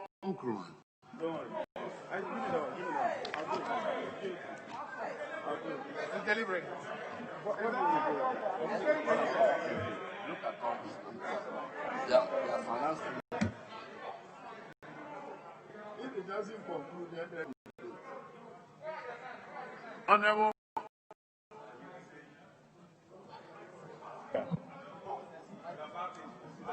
Right, Speaker. I'm grateful for the opportunity to contribute to the motion before the House this afternoon. Mr. Speaker, from the onset, I want to comment briefly on the contribution by my friend, the Honorable Adongo. And the long and short of his contribution, the essence of his contribution is that he has a more accurate computation of public debt and deficit numbers, and that the numbers as presented by the Honorable Minister responsible for finance are inaccurate. Mr. Speaker, this is not the first time our colleagues on the other side, and indeed Adongo, have repeated this argument or sought to use it to undermine the work is going on here in Ghana. Indeed, the last time, the argument that the Honorable Minister responsible for finance, and this was when he presented the substantive budget, had cooked the figures. The Hansard will bear me out. They proceeded to announce to the Ghanaian public that he had presented a different set of figures to Parliament and another figures to the International Monetary Fund. It took National Monetary Fund live on national television to call them to order. It took the IMF country director on multimedia program Newsfile on Joy News to draw their attention to the fact. Order. Mr. Speaker, with due respect, you recall that in this House, when we're debating the public debt management report, you insisted that we make reference to that IMF document because it was not before us. As a result of it, I will it. But if Honorable Opon Nkrumah wants us to debate that document, I'm ready to debate it right now. Because, Mr. Speaker, I cannot be speaking to an issue which my honorable colleague is actually lying about it. Nowhere did IMF say that government was fine. If you can prove, if you can bring any document from IMF that vindicates government, we will accept it. Any other thing is rumor. Honorable Opon Nkrumah, be advised. Mr. Speaker, thank you for the opportunity. Our standing orders admonish to use decorous language. And I want to encourage my colleague that this is a respectable, hallowed chamber, and that we should use decorous language. I have not called him a liar. I am saying that the last time they questioned Ghana's figures, it took the country director of the International Monetary Fund to appear on national television to call them out that the sort of computations they were doing weren't. Yet they persist in doing this computation with the objective of confusing the Ghanaian public. Every time they do this. This is Parliament. This House is an institution of state. This House is a debating chamber. Anything said in this House is privileged. To say that the IMF called this House to order is to belittle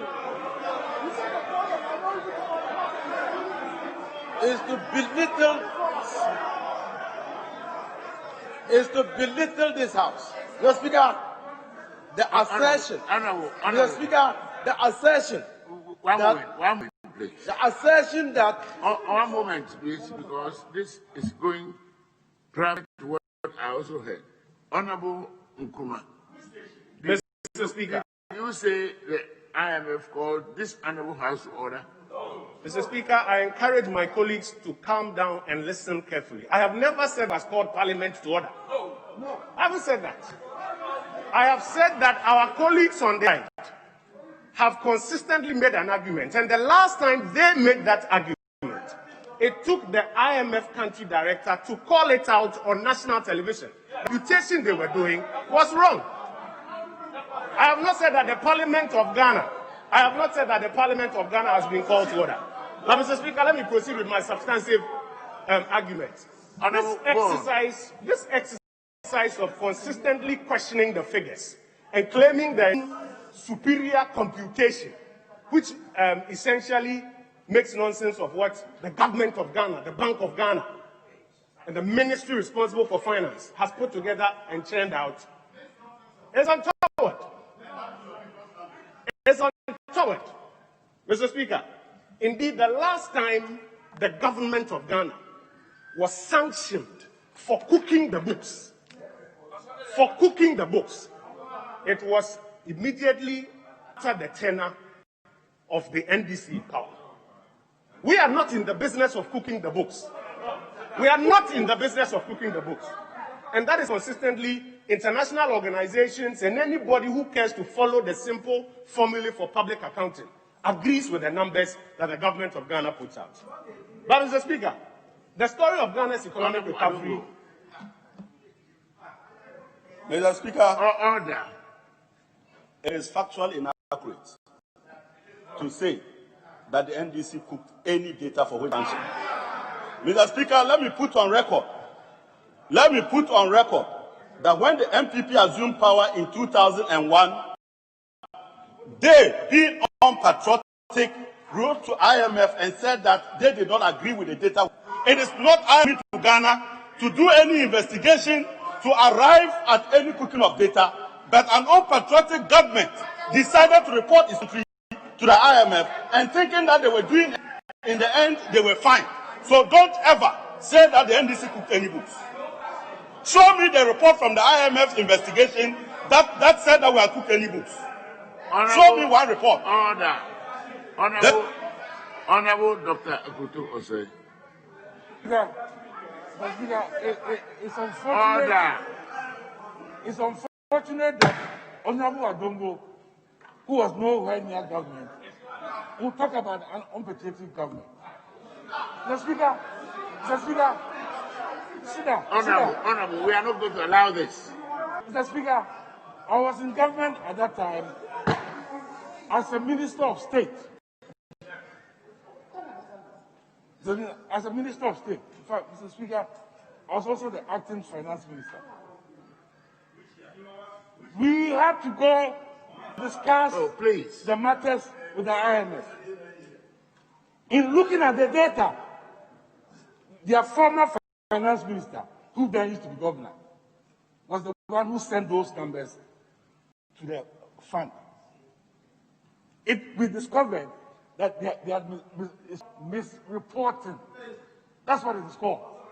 And we agreed that because the government of Ghana, not the MPP government or the NDC government, had made a mistake, we will pay back $32 million.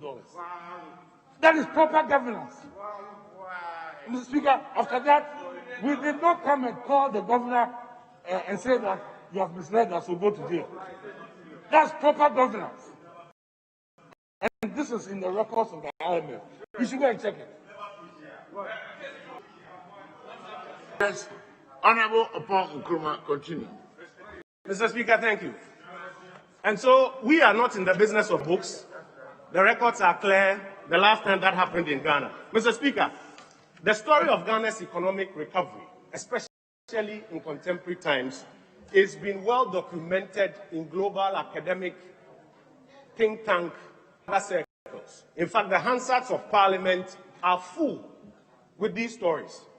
In recent times, we are quite clear in our minds that before administration assumed power in 2001, it started the rise of cutting our bleeding, restoring stability and bringing about growth.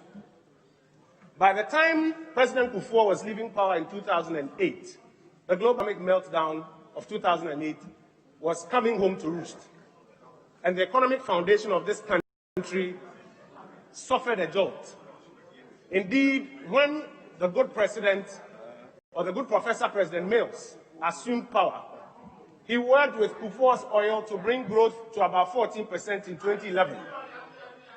And additionally worked to bring macro stability with single-digit inflation for close to about 2 years. Mr. Speaker.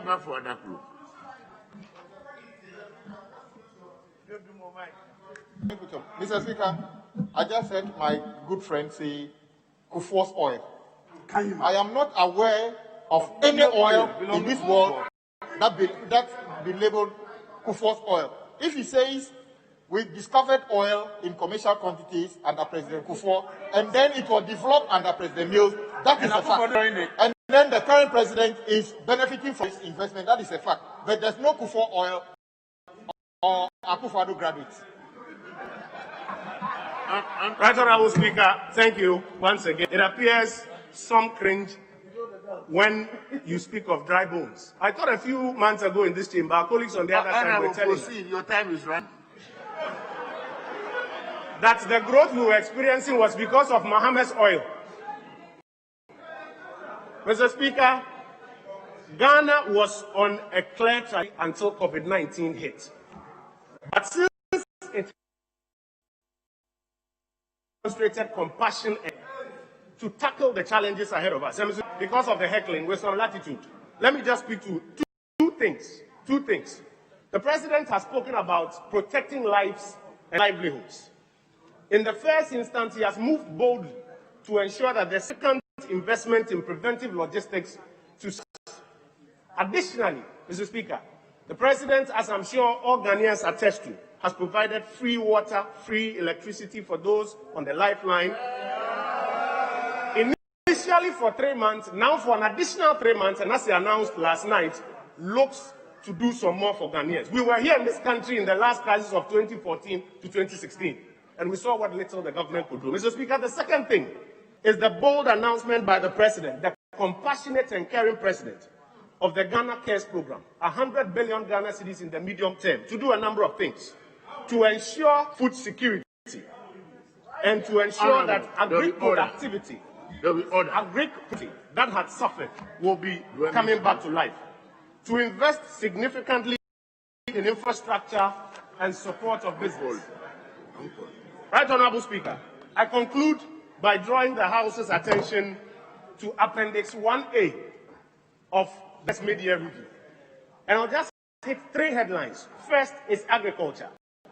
For those who have forgotten, President Akufo-Addo inherited agri at a growth rate of 2.9. And in conclusion, 2020 we are going to hit 5.1, but for COVID we will still grow, but we'll grow at 3.7. 2021, because of his investment, will go back to 4.2, way better than what we even inherited after COVID. Mr. Speaker, industry, we inherited at 4.3. I thank you for the opportunity to debate. Thank you very much, Right Honourable Speaker. Right Honourable Speaker, like you have always maintained, Parliament... Honourable, you have 10 minutes. This Parliament is a house of record. And you have insisted that when we come here, we should speak on authority and with records. I want to deal first of all with the issue of the deficit. My colleague, the Honourable Oponkroma, says that the IMF called us out. I was on that program. On that program, when your chairman was speaking, he didn't do that. He could have called him out. Mr. Speaker, on that program, the IMF boss called into the program, and I was on that program. Honourable Oponkroma. Mr. Draw attention to your earlier ruling that members in this House wear the face mask as has been enacted by law, and that the Honourable Member might think before he continues with his debate. Thank you. And Honourable, we are debating.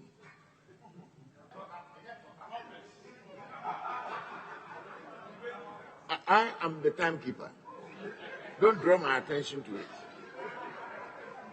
Mr. Speaker, I know you're a just speaker, so I will not draw your attention at all. Mr. Speaker, I want to move with alacrity to deal with the issues.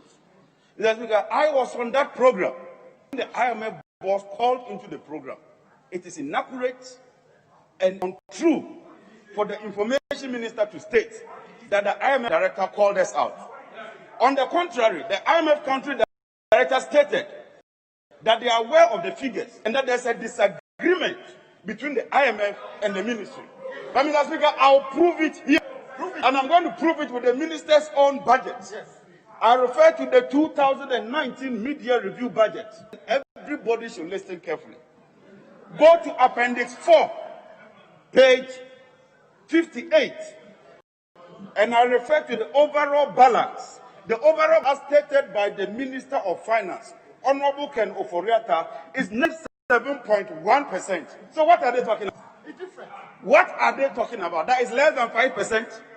Ghana's overall deficit This is the budget from Mr. Kenoforeta himself, conceding and admitting that our overall deficit is 7.1. And yet the Finance Committee, the Minister of Information, tells us that our overall deficit was less than 5%. Honorable Deputy Minister. Thank you, Mr. Speaker. Mr. Speaker, I was on that program with Honorable Jinafo. And when the IMF country director called into the program, what he said was that the figures that Ghana presented were accurate, and that even though they might have treated it differently, they understood the treatment we had done, and that there was no inconsistency between what we had done and what they had done. That was what he said, Mr. Jinapo. I was on the program with you, and I think it's completely wrong to give the impression that the attempt by to communicate to the world then that there were inconsistencies between what government had presented to the Ghanaian public and what had presented to the IMF was just wrong. I think we should just be candid and accept that. I thank you, Mr. Speaker. Mr. Speaker, I would encourage the Deputy Minister of Finance to read his own document. You have submitted this document to this House, and you are saying that the deficit overall is negative 7.1, and yet you rise up and you want to defend this. Is the deficit negative 7.1 or not? That is what you, as Deputy Minister, should be dealing with. Honorable Dr. Isibia. Yes. Mr. Speaker, the most current document before us. The most current document before us is, Mr. Speaker, is the 2020 media review. In the deficit for 2019 is given as 4.8. Mr. Speaker, in the document that he refers to, Mr. Speaker, in the document that he refers to, there is a footnote which says that 7.1% deficit includes the financial sector bailout. You understand? So he suggests that the deficit is 7.1. It includes the financial sector bailout that was occasioned by the mess left in the banking sector. So, Mr. Speaker, as far as we are concerned, and this debate is concerned, the deficit is 4.8. Mr. Speaker, so, this is the budget. Let's be holistic. Yes, Mr. Speaker, this is the budget. And explanatories. Thank you. Titled Media Fiscal Policy Review. This is from Mr. Kenoforeta. This is page 58. Overall balance. When we talk of overall balance, we are dealing with your total expenditure and your total income. The minister says that the difference is negative 7.1. If the chairman says that this is inaccurate, we can censure the minister. We can bring the minister here for misleading parliament. But Mr. Speaker, I want to deal with you. Let me go to the chairman. Mr. Speaker, the chairman says the IMF document talks about a negative growth for the African continent. That is true. That is the median growth or the main growth or the average. But when you go into the document, Mr. Speaker, I have the document here, Regional Economic Sub-Saharan Africa from the IMF. This is what Ghana is doing with respect to its peers. Mr. Speaker, Benin 4.5, Burkina 2.0, Central African Republic 1%, Cote d'Ivoire, our neighbors, 2.7%, Mali 1.5%, Tanzania 2%. Mr. Speaker, and so if Ghana, despite this huge budget deficit and debt levels, you are doing 0.9. Honorable, please, are you reading for a document before us or for other document? Mr. Speaker, I am quoting from a document that the finance minister referred to. I have gone for the primary document, perused it, printed it to table it if the speaker so desires. Yes. Yes. I've taken a cue from your encouragement for us to conduct proper research before we come for this debate. And I am fully prepared, Mr. Speaker, beyond reasonable doubt, that I am prepared to debate, to challenge the figures, and yes, know that Mr. Kenoforeta and the NPP would leave office by 7th December, God willing. Mr. Speaker, the Minister of Information quotes Appendix 1A. The fishing sector was growing at 1. Today is growing at 1.7. The manufacturing sector, the key area that employs the bulk, we were growing at 7.9. They are doing 6.3.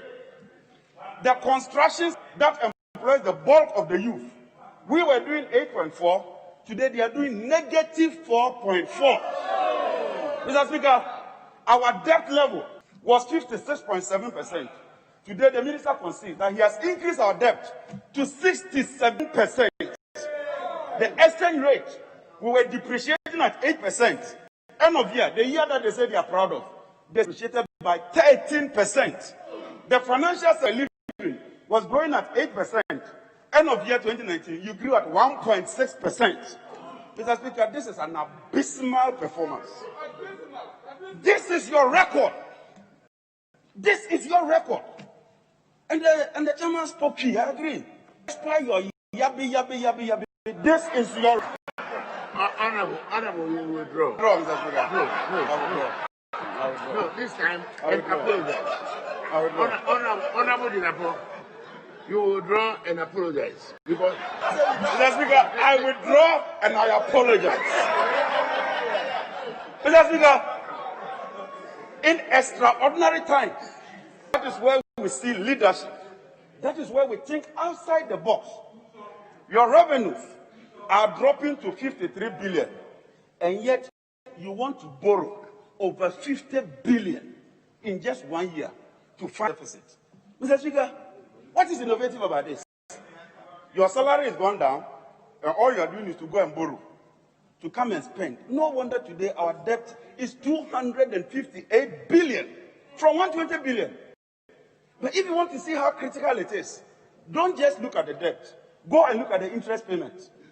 Because when you do well, your economy will grow, and then you can pay the interest payment. When we were leaving office, interest payment was just about 10 billion. Today, in the minister's own document, interest payment is 20 billion.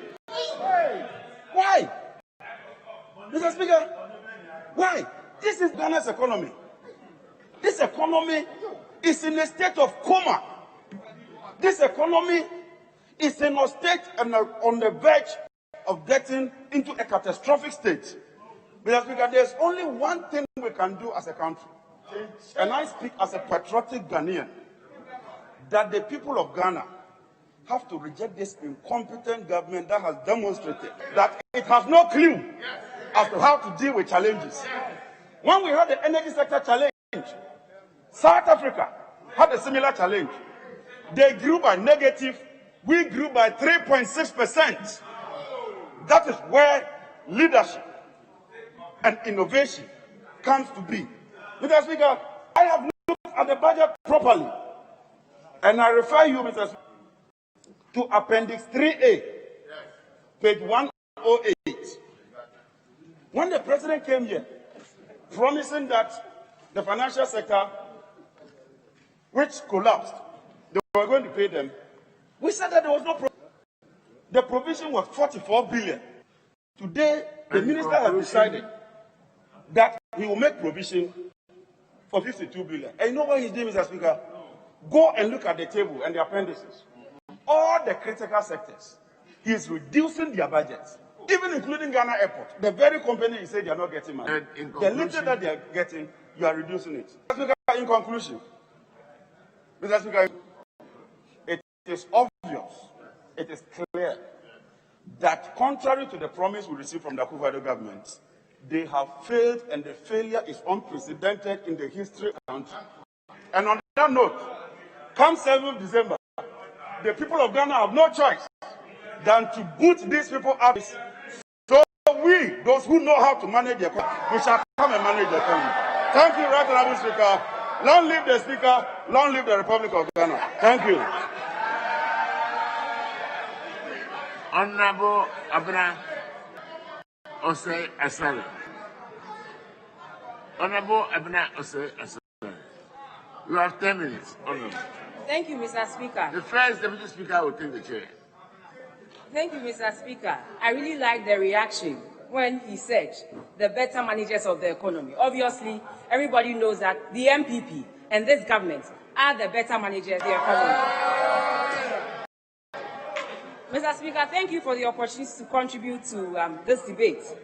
And as much as the media statements of how government finances have fared in the first half of the year and the outlook for the rest of the year, I wish to draw attention to an underlying theme, which is mainly the protection of the public purse and advancement of economic, social, and governance. Mr. Speaker, in the area of protecting the public purse and good economic governance, we set out to fully implement the provisions of the PFM Act, 2016 Act 921, including the passage of the PFM regulations in 2019 to further strengthen cash management, budget execution, and budget monitoring, thereby improving efficiency in the disbursement and utilization of public funds. Mr. Speaker, for the first time in the history of our budget management, we have consistently published budget implementation reports, the medium-term debt strategy, annual debt reports, and the bond issuance calendars. Mr. Speaker, never have we seen such degree of openness, transparency, and accountancy in the management of our public finances. This is what has enabled citizens to hold this government more accountable than any government in the history of this country. Mr. Speaker, it is with this same intention to protect the public purse that when we inherited power in 2017 and we were given an arrears of 11 billion to pay, we did not pay, but rather we validate the actual amount. And had it not been this, we wouldn't have saved the people of Ghana a whooping 5 billion Ghana cedis. This amount of money would have gone to people who are not having of these amounts. Had we not done this, we wouldn't have saved Ghana from 5 billion arrears that we ought to pay. But here we are, Mr. Speaker. We have saved Ghana through the love for the public purse. And also, Mr. Speaker, what done in this regard also is to set up the Office of the Special Prosecutor. And we have funded this office. And together with other government agencies like the Yoko, Shraj, and the Auditor General, they are all discharging their duties effectively to protect the public purse. Mr. Speaker, as part of government's avowed efforts to also protect lives and livelihoods, government has implemented a number of policy initiatives. In this regard, we have the free SHS, the planting for food and jobs, the LEAP program, the school feeding, and what have you. Mr. Speaker, so far invested 3.2 billion Ghana cedis in the free SHS, which has resulted in 1.2 million teenagers being able to go to school and have access to better life. And this is free of charge. Mr. Speaker, this is translated into an amount of 2.2 billion in the lives of families and parents. The area of planting for food and jobs. This initiative has brought about food security, Mr. Speaker, and government has spent about 1.85 billion on this alone. Now there's abundance of food on the tables of Ghana, and about 1.2 million farmers have benefited from subsidized prices of fertilizer and now have access to improved soil. Mr. Speaker, again, in the area of school feeding and LEAP programs, we have witnessed a huge jump in the number of beneficiaries by 78.3% school feeding and 55.3% for 53.8% respectively for the LEAP program. School feeding saw an increase of from 1.7 million beneficiaries in 2016 to 2.98 million beneficiaries in 2019. Again, the LEAP program witnessed an increase from 213 households in 2016 to 334,000 households in 2019, Mr. Speaker. Mr. Speaker, apart from the government's own initiatives at protecting lives and livelihoods, government has also improved on social governance through and with our social partners and the faith-based organizations. Since the beginning of its tenure, government has been in constant engagement with labor and employers to deliberate and agree on broad matters of common concern in respect of lives of workers and the management of the economy. Government has also engaged the faith-based organizations in this regard. And Mr. Speaker, the testament of the success of this engagement is the example we saw during the recent lockdown, where through the support of the faith-based organizations, government distributed life-saving food and other items to individuals to alleviate the effects of the lockdown. It's giving this government the necessary impetus to take this engagement to another level, Mr. Speaker. That is why in the mid-year review, government has stated that it will engage both the faith-based organizations and the social partnerships and identify workers who have been affected by the COVID-19 to provide training, and also take advantage of other opportunities. Also, government will form partnerships with these people or with these organizations to enable us implement the Ghana Unemployment Insurance Scheme that we mentioned in the budget review. Mr. Speaker, in terms of this mid-year budget review is focusing on the security agencies, the Electoral Commission, the National Identification Authority, and the National Commission for Civic Education. Government has provided an unprecedented amount of logistics, including vehicles, to the security agencies. This is historic, Mr. Speaker. This has never happened in the history of this government. But this government has provided all these things so them discharge their duties effectively.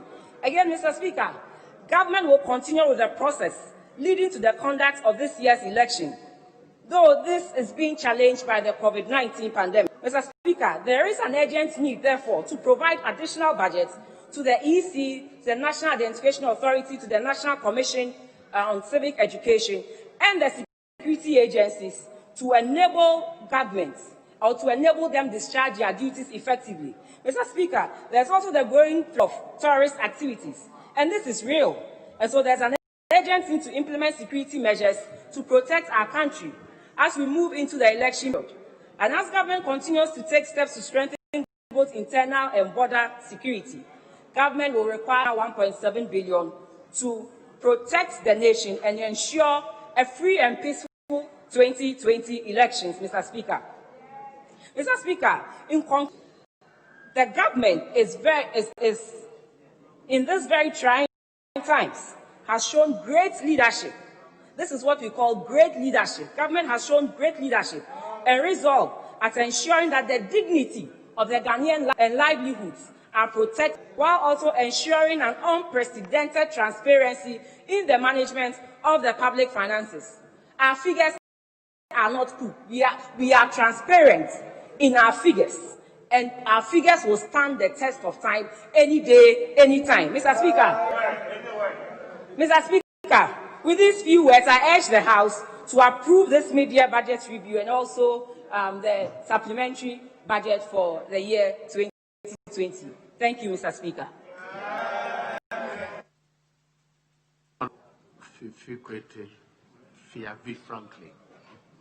Thank you very much, Mr. Speaker. Yeah, Mr. Speaker, let me also add my voice to the debate for the approval of the mid-year supplementary estimate. In so doing, Mr. Speaker, let me make a reference to a statement made by the minister in delivering his speech last Thursday. The minister actually said that his government has shown such superiority as far as the management of the economy is concerned that it is important that they are trusted with a mandate to be able to manage the post-COVID recovery of our country. I want to say, Mr. Speaker, that there can be no statement that is further from the truth.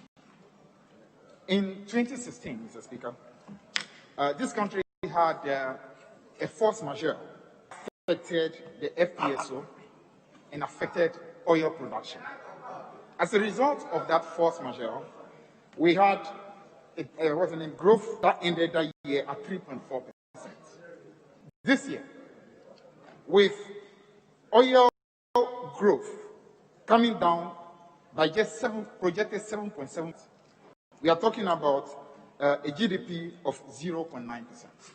In 2016, the oil growth was affected by 15%, and we still managed to have 3.4% GDP.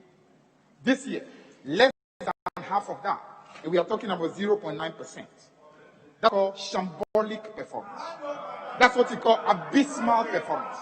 A much higher drop in 2016, and yet our GDP growth stood at 3.4%. And you are having just this, and you are having 0.9%. It tells you how absolutely abysmal you have been. And as my brother John Jenako did mention, you cannot hide under COVID, because all around us are countries that are performing far superior.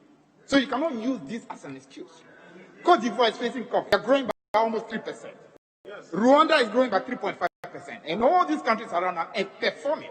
You are unable to perform simply because of the 7.7% projected drop in oil.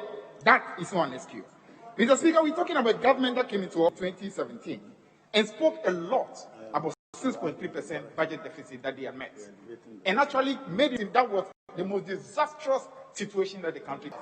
Today, we are talking about a budget deficit that has shot up quickly to what? 11.8%. That's a double digit deficit that we're talking about. And what's the excuse? This is that what oil revenues are going to be affected. Oil revenues were largely affected also in 2016. Yet we had a deficit of 6.86%. Mr. Speaker, we're talking about inflation. This government met inflation at 15.4%. Inflation was brought down from 19%, that was at the close of 2015, to 15.4% by 2016. You have met inflation at 15.4%, and in almost 4 years, inflation still is in double digits, 7.2%, and yet you claim you are a superior manager of the economy. That obviously cannot be the case. You have not been able to keep inflation in single digits for more than 2 years, and you are talking superior to a group that had kept inflation in single digits for as long as 33 long months in our history. How can you call yourself superior to this? Mr. Speaker, talking about treasury bill rates, we are talking about a group that made treasury bill rate at about 16% when they came into office. As we speak today, 91 day treasury bill stands about 13.9, almost 14. Movement from what, 16 to 14%, and you are calling yourself superior manager? We met treasury bill rate at 27% back in the time 2008, brought it down into single digit. Even when it came back, even after end of 2015, treasury bill rate at about 25%. Within 12 short months, we brought it down to 16%. You have not been able to move even beyond 2%, and yet you are calling yourself superior managers of the economy. Exchange rate. In the crisis year of 2016, exchange rate stood at 9.7%. You came into office. By 2018, exchange rate had gone to, in 2018, it was over 12%. As we're talking, the cedi continues to depreciate, and yet you call yourself a superior manager of the economy. Now, talk about COVID. Under the guise of COVID, what we have today is actually talking about COVID-related expenditure of 11.2 billion cedis. COVID-related expenditure. Mr. Speaker, that amount of 11.2 billion cedis is more than the debt of Ghana from Kwame Nkrumah to the end of Kufuor's regime. That's how many years? I mean, over 50 years. The total debt of Ghana, that was maximum 9 billion. And you are talking about COVID-related expenditure of 11.1 billion, 11.2 billion. Taking advantage of COVID to engage in nothing short of fiscal recklessness.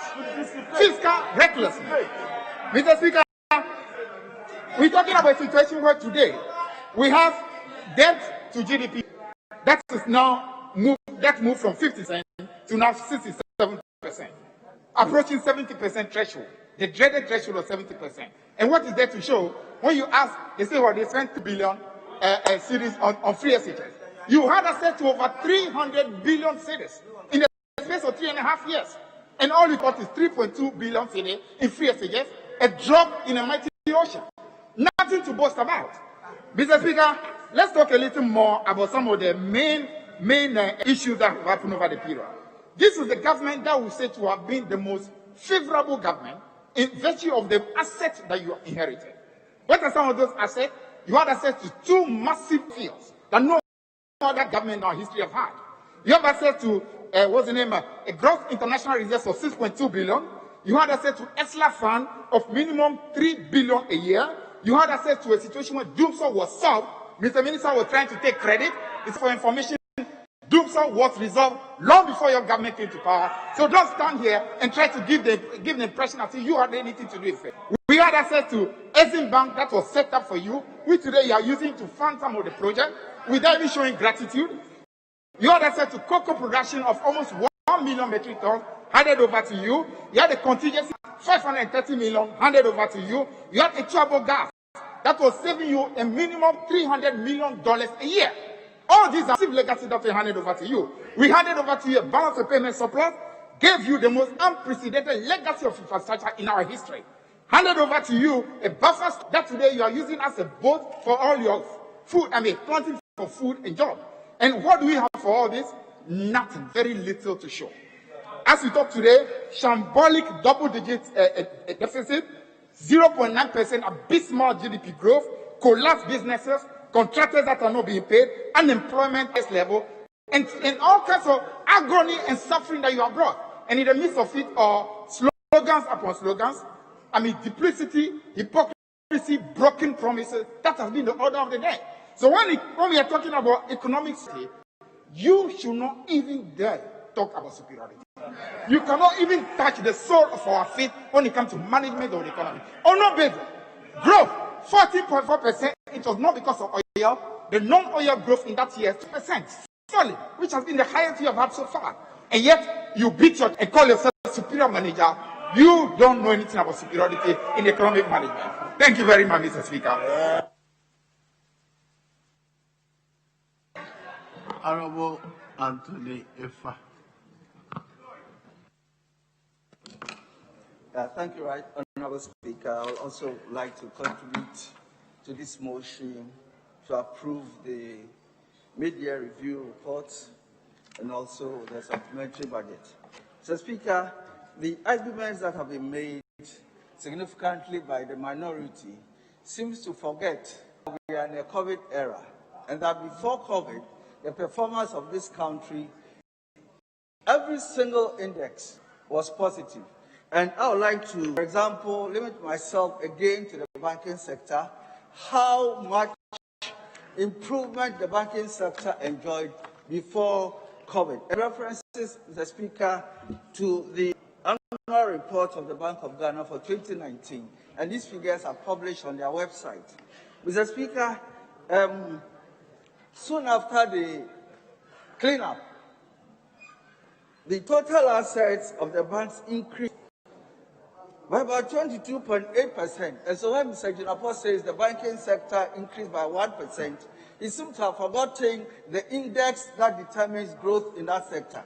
It is the total assets, the growth in the total assets, which determines how the industry has grown.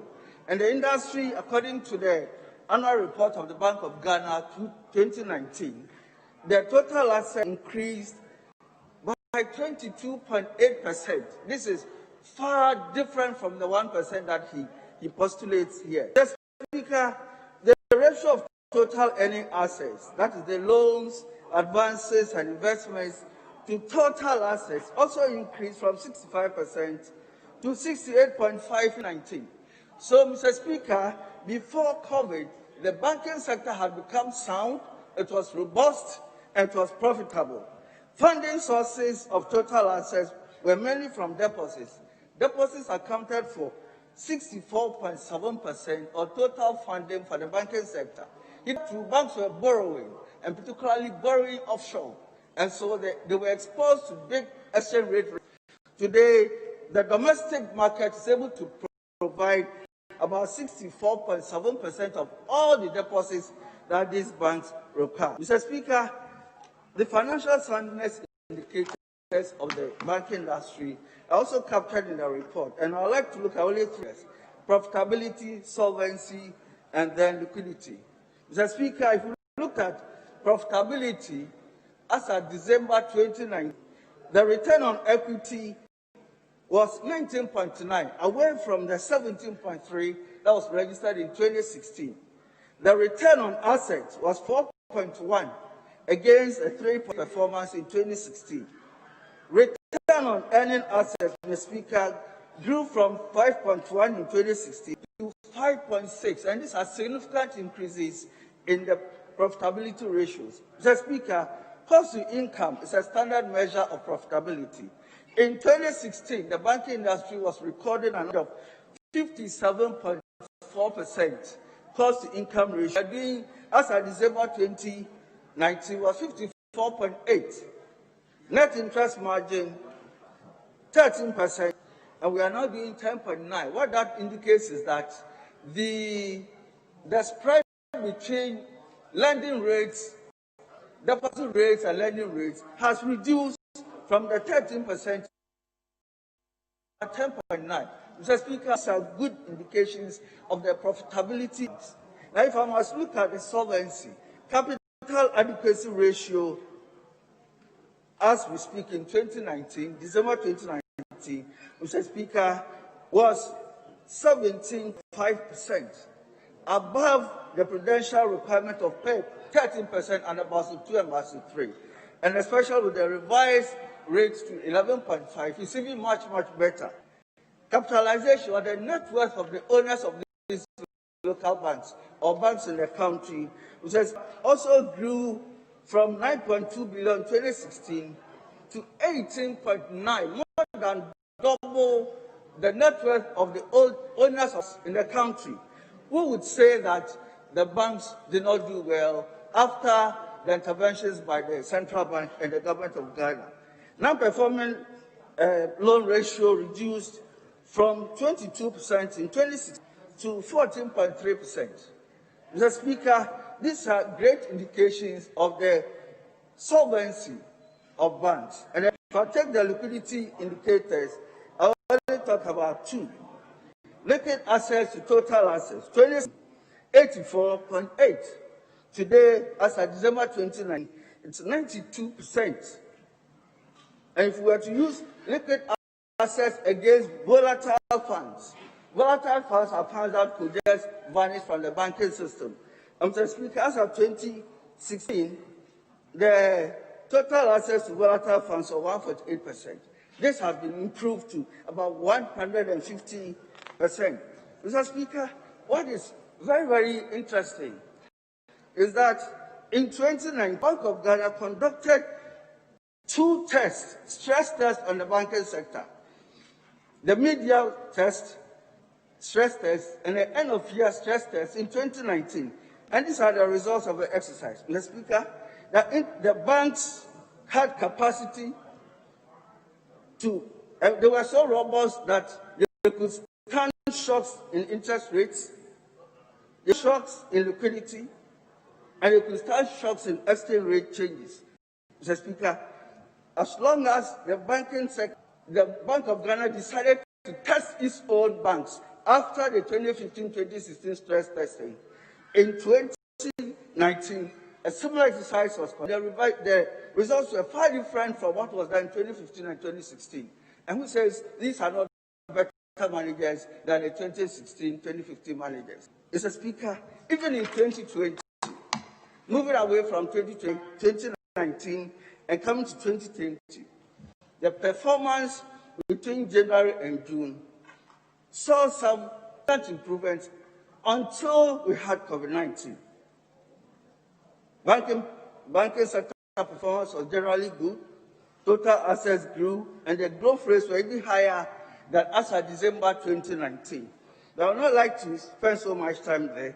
What I want to know is that since the pandemic happened, the effect on the banking sector has been severe, and it's eroded most of these benefits that we got from the cleanup. Low economic growth that is affecting banking operations, the rising cost of operation because they have to adhere to health and safety protocols in all the banking Some banks were closed, some branches were closed temporarily, and this affects their profitability. Mr. Speaker, at the last check, credit to the private sector had reduced by about 0.3%. That is how significant the COVID-19 has impacted on the banking sector. The growth in deposit declined from 5.3% in May 2020 from the survey growth in 2029 of May. Non-performing loans has worsened to 15%. So, Mr. Speaker, we as Ghanaians must all admit that COVID-19 has affected the economy, it has affected the banking sector. Should the banking sector continue to suffer like this, then we really have a big problem in our hands. But the good news, Mr. Speaker, is that the Bank of Ghana has not aloof. The Bank of Ghana has done so much to ensure that stabilize the banking sector, and some of the actions that have been taken, Mr. Speaker, is that the monetary policy rate has been reduced by about 150 basis points, reducing it from 16% to 4.5%. This is a significant step that the central bank took. And what does it mean? It simply makes the cost of borrowing, cost of credit lower.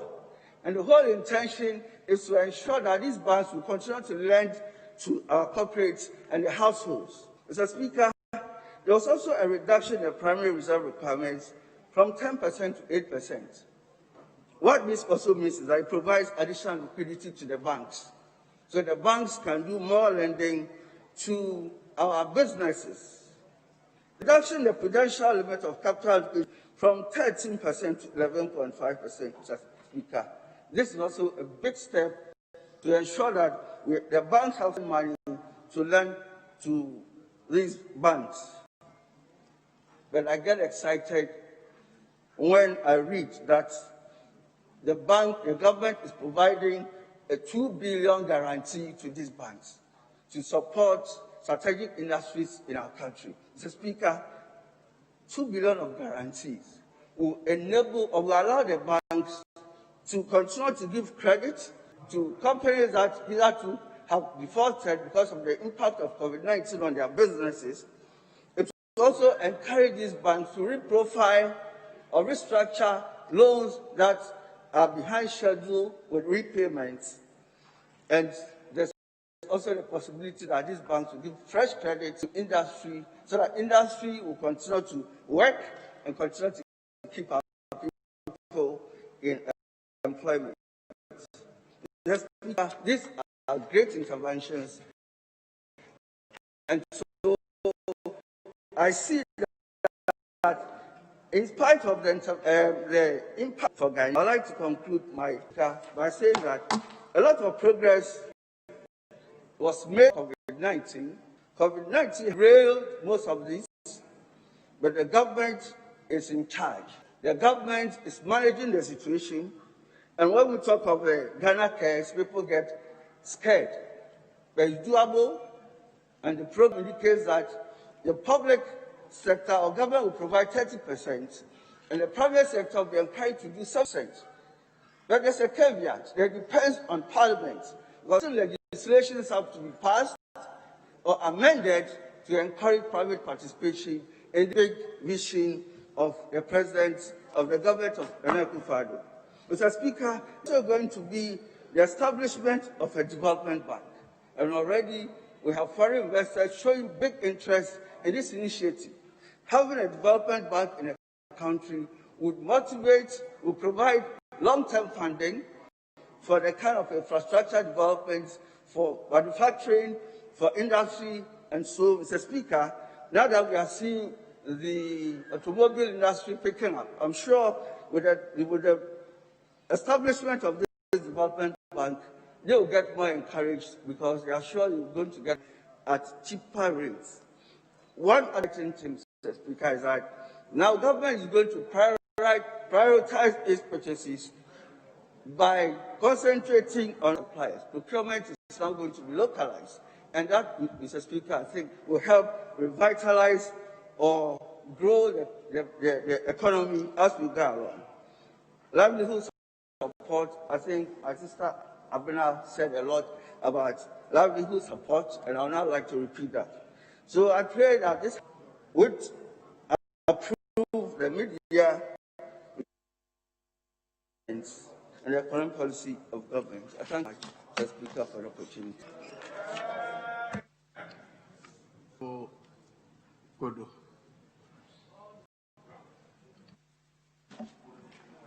Thank you, Mr. Speaker. Until now, everything that happens to affect the economic management of the country, we say free senior high school.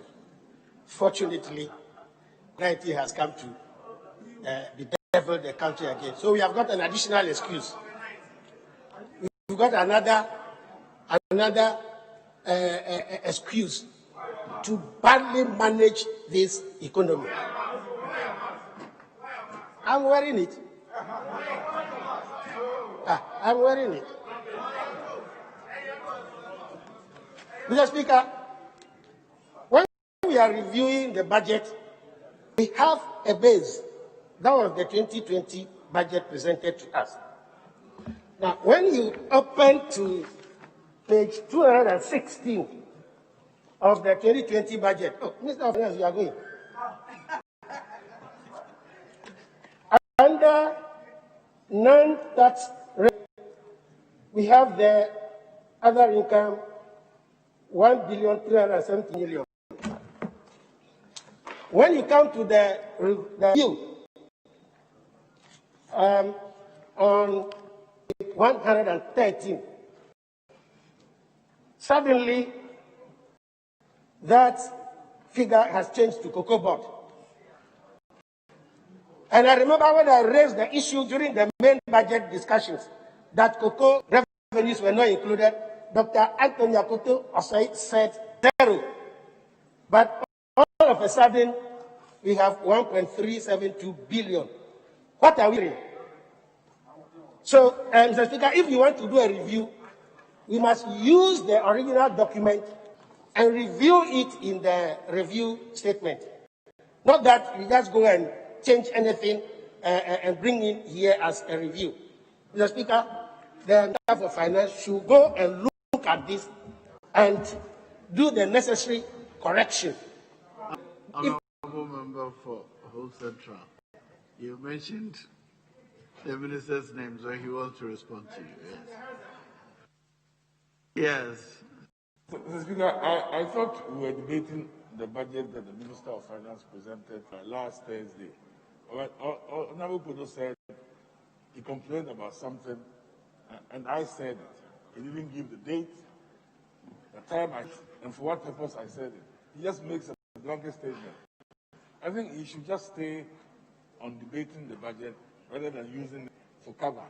I don't. He's my good friend. I don't want to disturb him too much. So please stay on your debate. Disputing the fact that you said something and which was not in the budget, but is in the one that we are reviewing. I don't know what for. Mr. Speaker, I want to be very specific on certain issues which are in this House.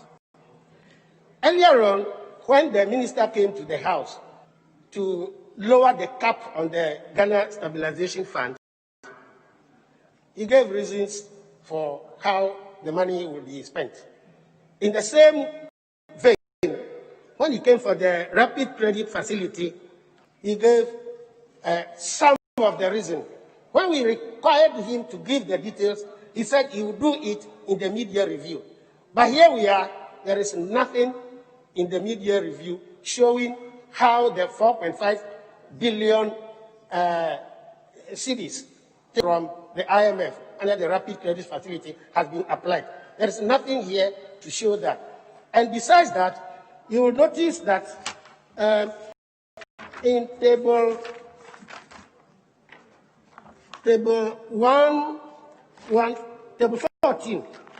14 of the media review document, Mr. Speaker, the minister listed all sorts of yes, funding. Honorable Member for Monetary Evaluation. I'm not sure why sometimes my colleagues on the other side, either they are not seeing it in the book, the budget, or they are being mischievous. So, Speaker, I refer to page 108. He said the minister did not show how the money borrowed from the IMF has been used. So, Speaker, and the financing, program loans, of which IMF, RCF, 5.85 billion. It's right there. It's under financing. If he does not understand what financing means, that's a different matter. But it is there. So to say that he did not explain where it's coming from, it's false. No, he said he has not shown how it was. Financing is financing. Look at that table. Look at that table. Your point is 1 minute. Yes, Honorable Odo, continue. Mr. Speaker, these are special funds received by the government for specific purposes. It is prudent as a finance manager to give details of what those specific amounts have been used for. He promised here on this floor that he would do it during the mid-year review. He just told us, for instance, that he has spent 54 million on hot meals and raw food. How was that? How was it? How was it done? He's not said it in this document. So when I ask, I am justified. Mr. Speaker, besides that, when you go to page 66 of the document, you find out that the government or the Minister of Finance has shown details of where it has allocated money for settlement of expenditures associated with COVID-19. 3,153 million. But the disbursement in this state of emergency is less than even 2 billion. It means they are not even in a hurry to tackle the situation. Why are you running around looking for money from everywhere because of COVID-19? The thing is here, you've got the money. For instance, the Ghana Station Fund, from where they realized 1.2 billion, was there on the day that Parliament approved it.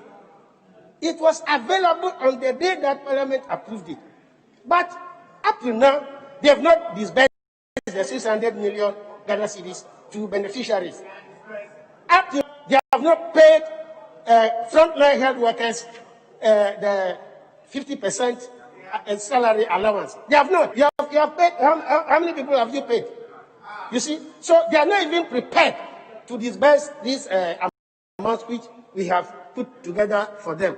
Mr. Speaker, I demand still that they should give us details of how these monies were spent, so that people will not be accusing government of using the money for its own campaign purposes.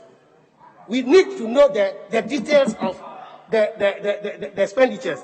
Mr. Speaker, in paragraph 331 of the review statement, I quote, Mr. Speaker, it is worthy of note of these interventions by various countries were not budgeted for at the beginning of the fiscal year. Hence, this country could experience budget deficits not because of mismanagement of their economies, but the inescapable exigencies of the time. Mr. Speaker, this is a very big lesson for them, that when you are entrusted a certain job to do, you should provide for the future. You should provide. Somebody put a $300 million in the stabilization fund. You came and added zero, since Dr. Kutu again says that there's a figure. You added zero. Somebody was foreseeing that these exigencies can arise. You didn't. But that was the first point of call when you needed funds to meet the exigencies of the time. So it should be a lesson. It should be a lesson. Unfortunately, they will not be there to, replace the money. Mr. Speaker, we talk about free water and free electricity. Fine. We all like free things. But, Mr. Speaker, the issue is that Please hold on. Yes, honorable member for Monday. Yeah, Mr. Speaker, I keep saying I don't know whether, I don't think my friend wants to be mischievous. I know that he's a good friend of mine, so he cannot be mischievous. But I want to refer him to page 108. He said the minister added 0 to the stabilization fund. So, Speaker, if he goes to 208 and looks at the financing, he will see the amount stated for stabilization fund. It is not 0. So to say that the minister has added 0 is probably false. I don't think he wants to be mischievous. He hasn't seen it. So I'm just pointing out to him that it is not true that the minister added 0. Some payment has been made into it. It is there in the table. Please make reference to the table so that we can all follow you.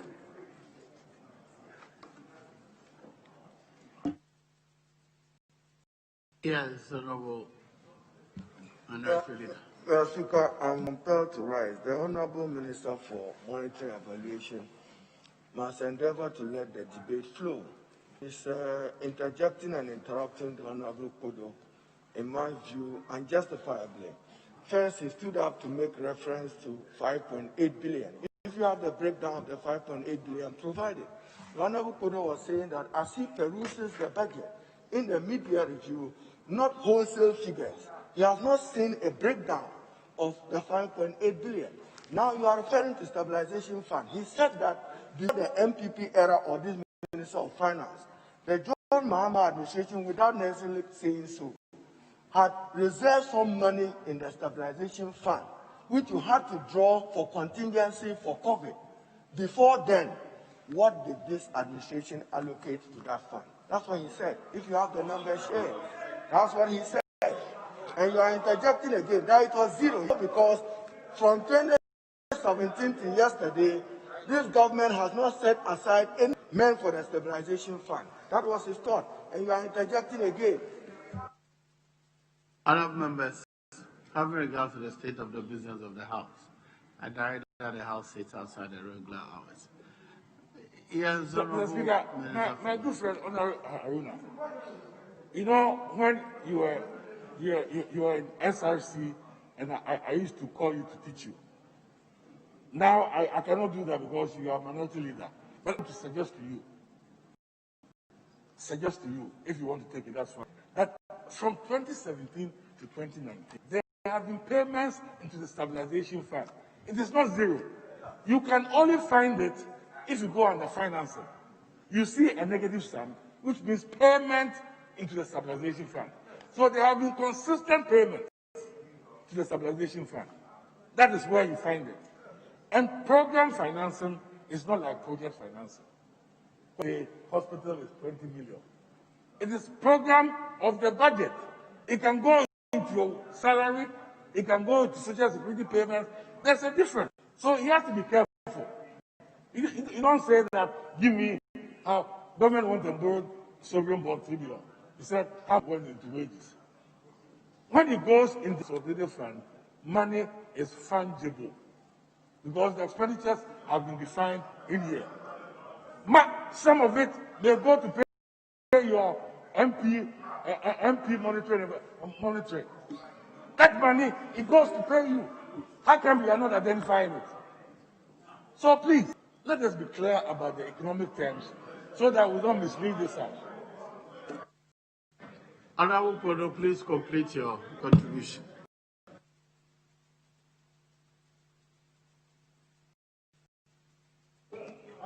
Mr. Speaker, I think my honorable is way off track. He doesn't seem to appreciate the issues at hand. When the minister comes to Finance Committee asking for a particular facility, they detail how they want to use it. Even when for cocoa syndicated loan, they come and say, this is what we do with the money. So when they bring the next one, we ask, what did you do with the previous one? That is what has been. He's a member of the Finance Committee, and he contributes copiously on the floor to finance issues. What is he saying? We are asking you to give us the details. Mr. Speaker, what I was saying about the stabilization fund was that it was earlier 150. The former minister for Finance, Mr. Shatekwe, raised it until it got to about 300 million. When they came, they inherited the 300 million. There hasn't been any change to that cap until now. That's what I'm saying. So they have not increased the stabilization fund, which we could use in times of exigencies. He is not doing the things that will enhance this economy. Instead, they go and celebrate borrowing. When you borrow $10 million now, then there is a party. They are enjoying. We have hit the loan book. That is what they are doing. And that is not a proper way of managing the economy. Now, Mr. Speaker, also referring to these free things, I want the people of Ghana to know that these are not free. They only appear today to be free. The government is borrowing in order to fund the free. So Ghanaians are going to pay. They are going for electricity. They are going to pay for the water that they are enjoying. Don't deceive us by telling us that these are free. They are not free. You've just borrowed money to pay, and we shall be refunding the money from revenue that will generate later. Mr. Speaker, then when my colleagues on the other side were in opposition, they objected vehemently to any form of subsidy. I want to let them know that these free things are subsidies. They should come clean on them. They are subsidies which they had earlier on objected to as frivolous. So they should not be deceiving Ghanaians. They should not be putting drugs in the eyes of them. Mr. Speaker, while I was asking for the details of the loans and the funds that we have used, it's for reasons of transparency and accountability. That is the reason I am asking for the details, so that we can all see clear what the monies that we borrowed have been used for, what the National Stabilization Fund that we drew down has been used for. I'm sorry that transparency is buried. Accountability is gone through the windows. It will take a certain Domelevo and John Ma and Jane to come and revive this. Mr. Speaker, I want to thank you for this opportunity. Very well. That should be the end of the debate on the budget for today. Yes, Honorable Majority Leader.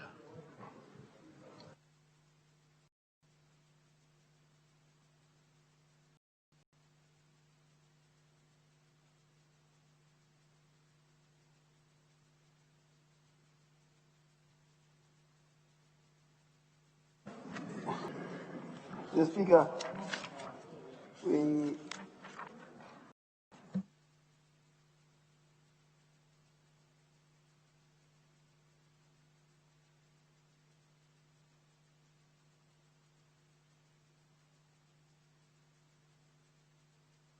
Mr. Speaker, we need to do the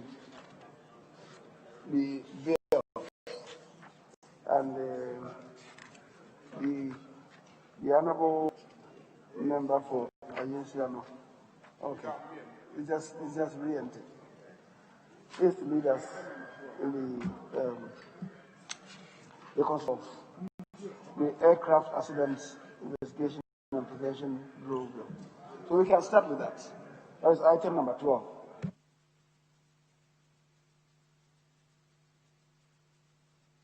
So, item number 12.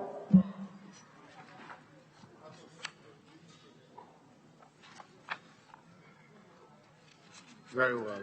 Item 12. Aircraft Accident Investigation and Prevention Bill 2020 at the consideration stage.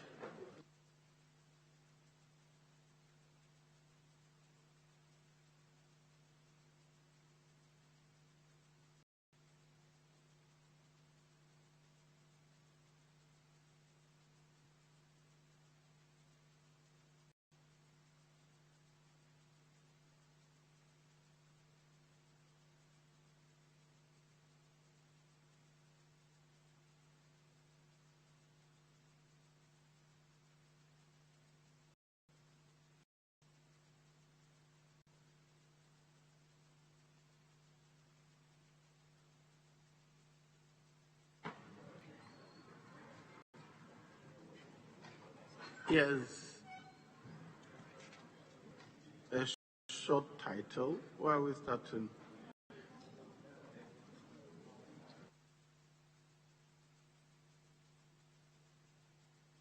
Clause 1. Of this, sir. Amendment proposed. Chairman. Thank you, Madam Speaker. Honorable Speaker, short title, that is clause.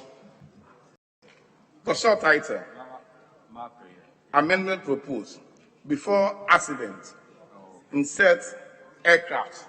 The Speaker,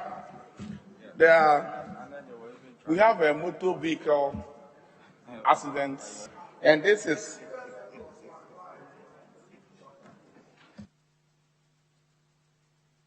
Mr. Speaker, as I heard you, your guidance was clause 1. My colleague, the chairman, is on short title. Seek the speaker's leave, so that I will follow you through. We had clause 1, so we are following clause 1. If you want to start with short title, keep us to follow you, chairman. Thank you, Madam Speaker. There's an amendment proposed at the short title, and I want to seek your indulgence for us to consider that before coming the clause 1. Thank you. Very well. Yes. Mr. Speaker, I just wanted to relate to the suggestion by the minority leader. The short title is what we consider first. The long title is the last to be considered. So if you don't know what you are doing, you cannot start by proffering amendments. So that is what ought to have been done. So, Mr. Speaker, I think the chairman is right, but I agree that the House should have served notice that we should begin with the short title. But indeed, what is being done is how it should be done. Very well. Short title. Thank you, Mr. Speaker. Short title, amendment proposed, before accident, insert aircraft. Mr. Speaker, this one we are talking about aircraft and incidents. So we want to be specific here. That's why we want to insert aircraft before accident. Thank you. The title itself is there, and then when you go to read an act to establish there, so where do you want to insert the aircraft? There are two places where before accident.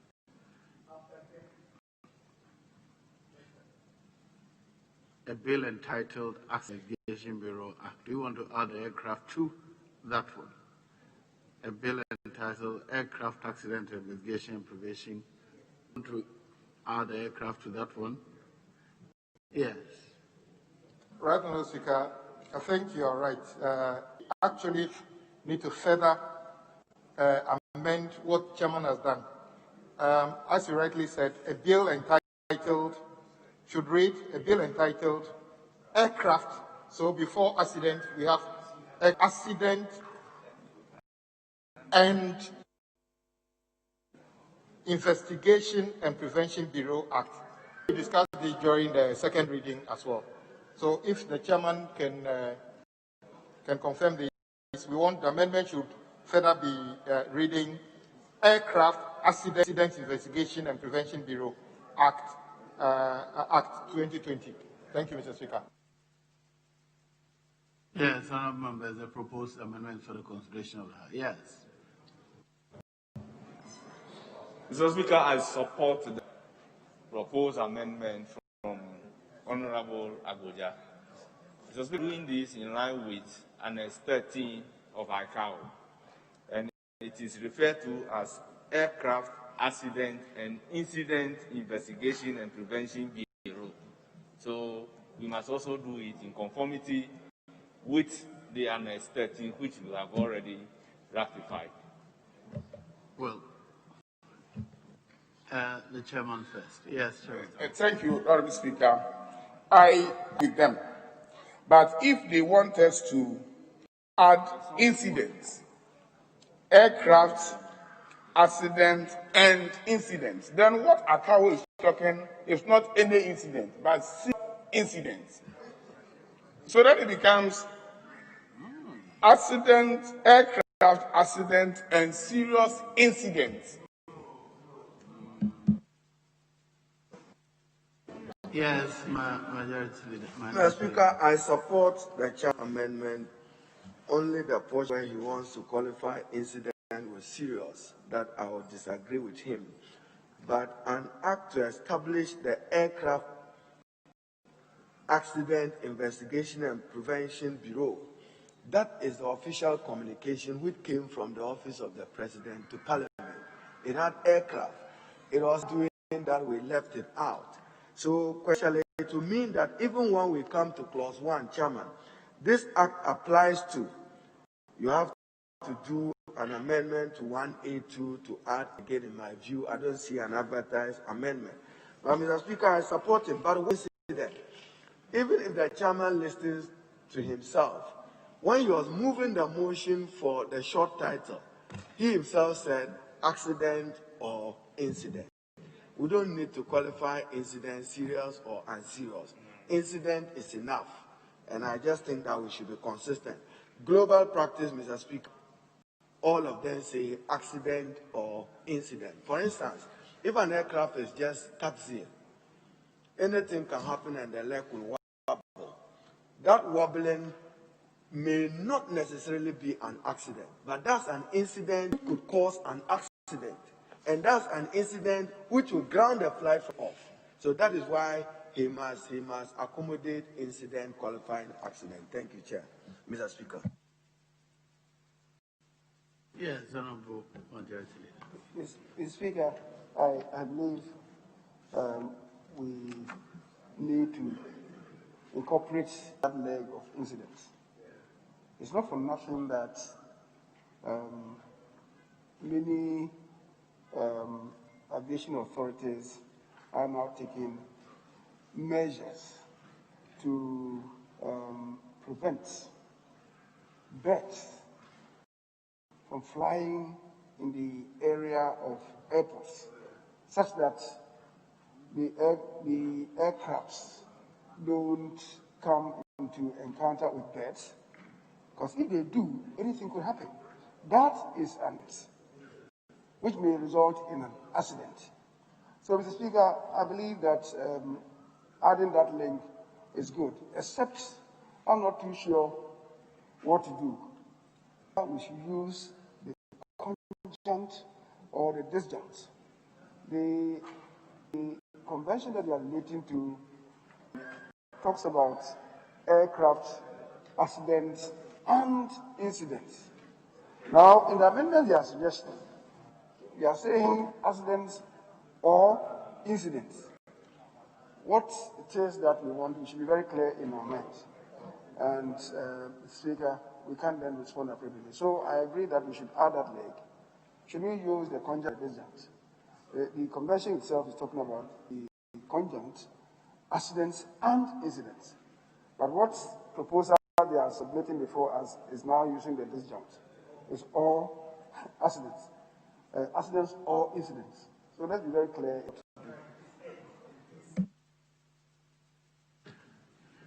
Yes, Honorable. Mr. Speaker, I just tried using my phone at Wikipedia, and the majority leader is right. Category, aviation accidents and incidents. It does not use all. Thank you. So, first we start with the bold heading. Aircraft Accident and Incident Investigation and Prevention Bureau Act 2020. All in favor of the proposed amendment say aye. All against say no. The amendment is carried. Now you come to the body of the short title. An act to establish, is it the accident or an accident, the end incident? Very well. All in favor of the proposed amendment say aye. All against say no. The ayes have it. The amendment is carried. Now, the short title as amended shall stand part of the bill. All in favor say aye. All against say no. The ayes have it. The short title as amended is ordered to... Yes. Mr. Speaker, the board title at the winnowing, the last sentence you read, and to provide for related matters. Not related. No, the body. I said the body, yeah. The long title, okay, yeah, the long title, sorry. Yeah, Mr. Speaker. So instead of purpose.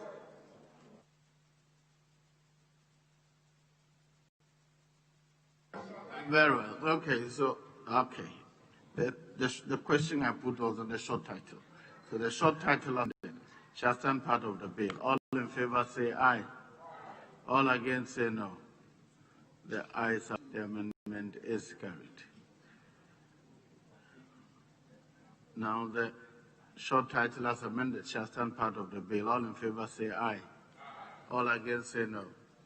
The ayes have it. The short title as amended is ordered to stand part of the bill. Clause 1. Application of this act. Amendment proposed. Chairman. Honorable Speaker, Clause 1. Amendment proposed, paragraph A, paragraph I. Delete the country and insert Ghana. The Speaker, the country is Ghana, and for us to be very specific, we just want to insert Ghana into the country. Thank you. All in favor? Yes, Honorable Manuel. Mr. Speaker, so there to now read airspace of the Ghana. Then the No, he deleted the country. Okay. Okay, then let's do so. But before then, Mr. Speaker, with your leave and indulge, this act applies to the A, aircraft accident and incidents that occur. There's no other amendment. So, Chairman, we have to move a new amendment to 1A. The very first line, qualify accident and incident. But I support his amendment. Yes, Chairman. Honorable Speaker, we used "and" when we are talking about the short title. But this one, if you put it in context, it's talking about accidents or incidents that occur. One can occur. The two, it's not that, if you put it that way, it means the two don't occur at the same time. It's not qualified. But here we're talking about the or that. So it's accident or incident. So I think I don't support the minority leaders' amendment. All in favor of the proposed amendment say aye. All against say no. The ayes have it. The amendment is carried. Item III. Chairman. Clause amendment proposed, paragraph B, opening phrase before in, insert accident or incident that occurs. The Speaker.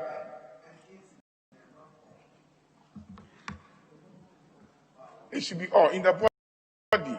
In the body, it should be all. So, Mr. Speaker, it should write accident or incident that occurs in or over any place. Then the I and I comes. Thank you, Mr. Speaker. So it will read in or over anywhere incidents or accidents or incidents that occur. Ghana is requested to assess an incident or accident. Please look at it again. If you insert the accident or incident at the beginning or in the opening phrase, then you have to delete all the incidents or accidents in the body of the others. So if you take BI, for example, if we insert opening phrase, accident or Ghana is requested to assist in investigation or an accident or incident. If you are going to delete those ones, you put it at the beginning and also in the body of the text. Unless I'm looking at the. Yes, leader. Mr. Speaker, you take B from the preambular 1. If you don't insert those words, it will mean this act applies to. Then this says in or over any place. It doesn't read well, which is why they are introducing that, so that it will read, this act applies to accidents or incidents that occur in or over any place where Ghana is requested to assist in investigating an accident. In that case, it should read, investigating the accident.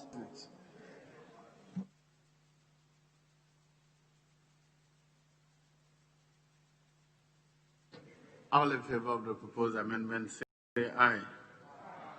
All against say no. The ayes have it. The amendment is carried. Clause IV. Chairman. Clause 1. Amendment proposed. Paragraph opening before in.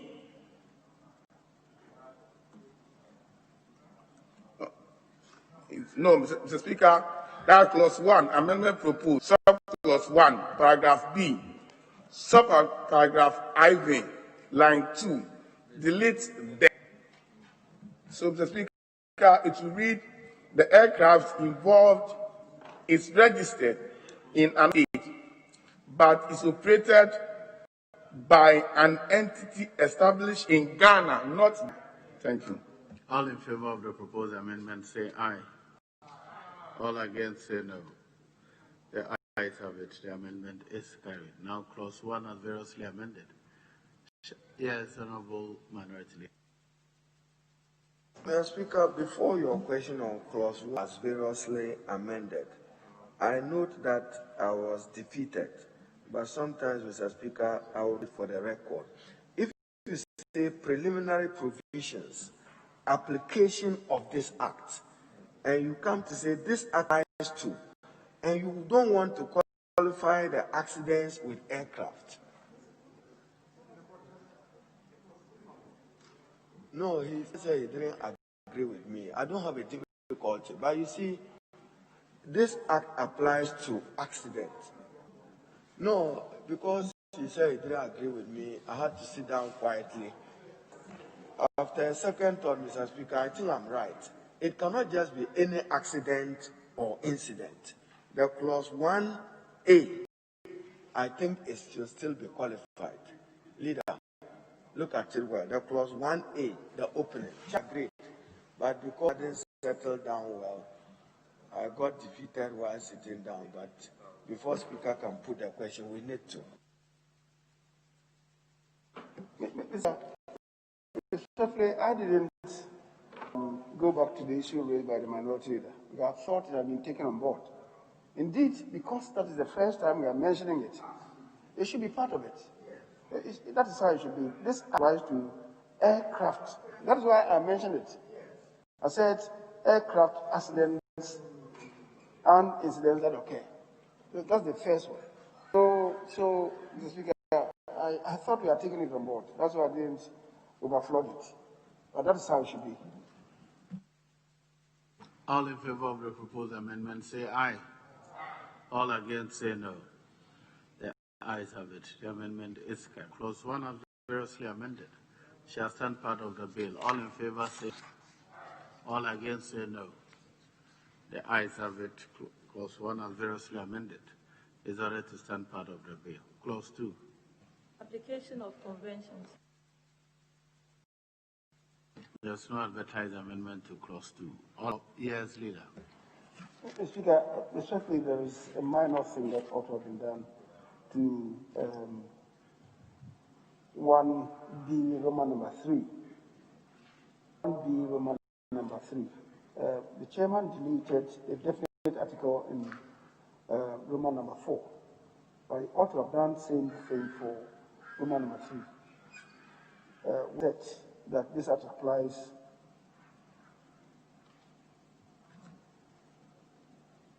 to accidents or incidents that occur in or over any place where the accident or incident, we don't need the second definite article there. That's Roman number 3. where the accident or incident. So I'm not seeing the amendment. Which clause are we referring to? 1B, Roman number 3. 1. We've gone back to 1. 1B, Roman number 3, III.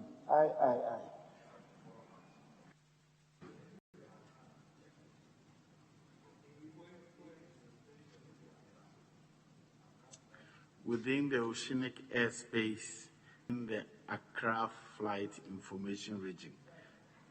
Yes. Accra Flight Information Region.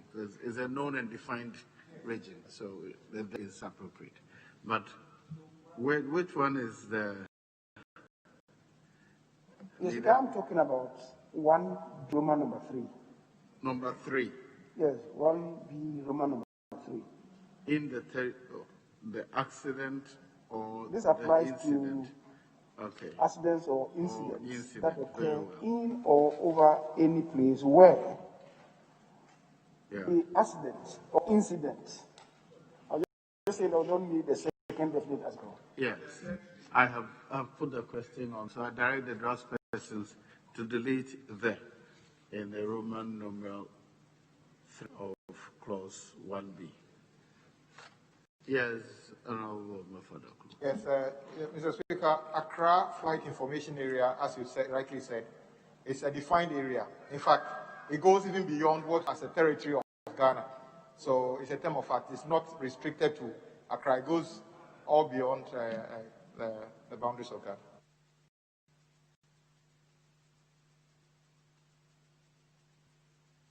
Clause 2 is ordered to stand part. Yes, Leader. Mr. Speaker, again, Roman number, clause 1, same clause 1. B Roman number 4. B Roman number 4. The aircraft involved is registered in another state, but is operated by an entity established in Ghana. If navigation is not carried out by that other state. I believe we are talking about countries in this regard. Countries. So it should be an aircraft involved in another country, not another state. I believe we should be consistent in this. It's an aircraft that is registered in another country, not state.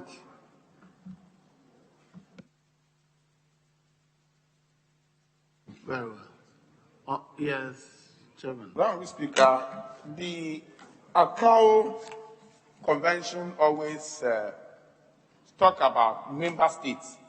So if you look at the Annex 13, they always refer to countries as states. And that has been the language throughout the bill. So when we're talking about country, yes, but ACAO normally refer to member countries as states. And I think we should, in order to conform with the ACAO language, maintain states. Yes, Honorable Member for the clue. And indeed, Mr. Speaker, in support of what my chairman just said, in the definition section, which is actually listed from Annex 13, the definition of contracting state means state which is party to the convention. So it's normal to use the word state with reference to countries when it comes to ICAO. You see, we're seeing that to an act in Ghana. Should we adopt the language of the convention? Or we should use the language of, if at the end we define country to mean states as contained in the convention. But in all our legislation, we refer to Ghana or other states as countries. Let's not confuse our legislation. Mr. Speaker, I don't think this fundamentally is anything. Majority Leader's proposal wouldn't hurt. Even if we say Ghana, it wouldn't have hurt. The only thing is that when we get to interpretation to qualify, that's all that we needed to do, so that it conforms with our own laws. Exactly. So I'll put the question again. Clause 1. Yes, Leader. just flipped through quickly, and I've seen that as an industry term, they have also spoken about non-contracting state. Now, if it appears anywhere in the bill, I've not really stumbled on that, but if we are going to encounter that, then perhaps rather we'd have to define state to mean country, so that we don't have them to go back into the bill and maybe amend what is meant by non-contracting state. So I use the industrial terminology, except to define state to mean, in this context, country.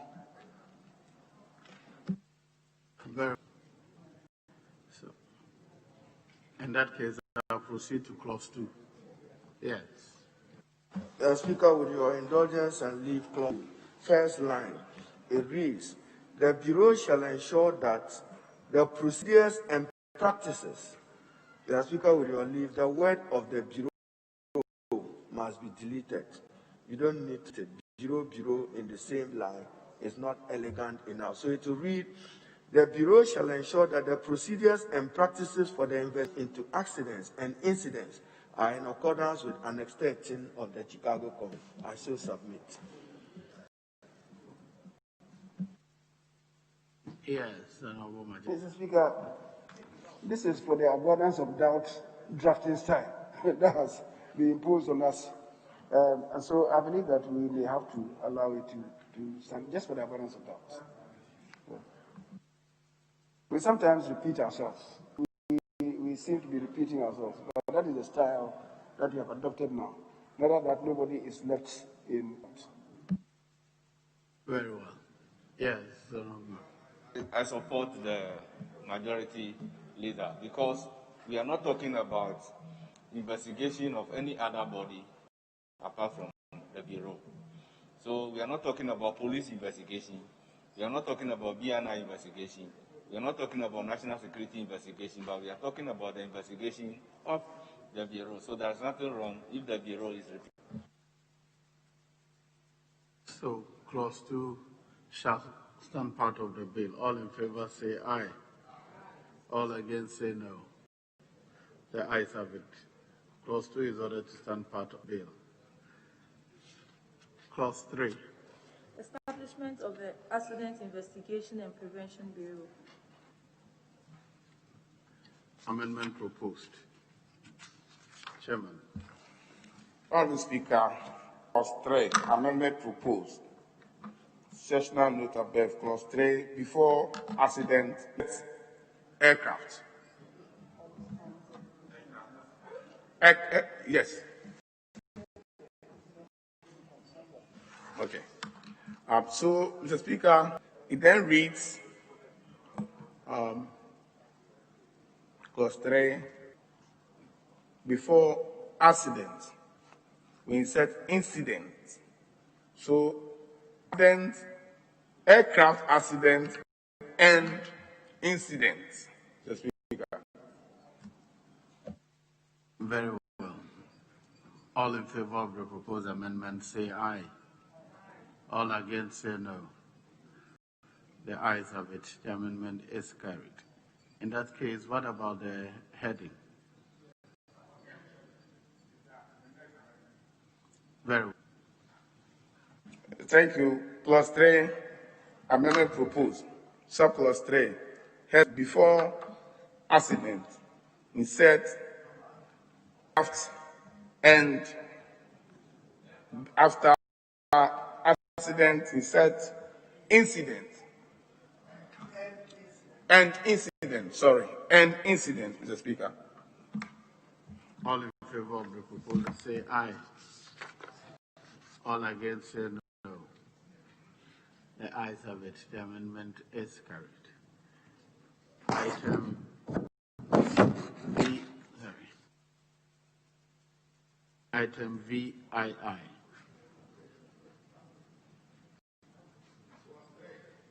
Clause 3, amendment proposed, Mr. Speaker.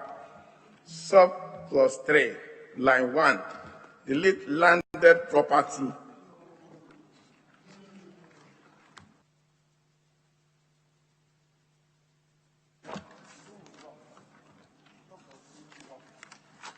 Sub 3.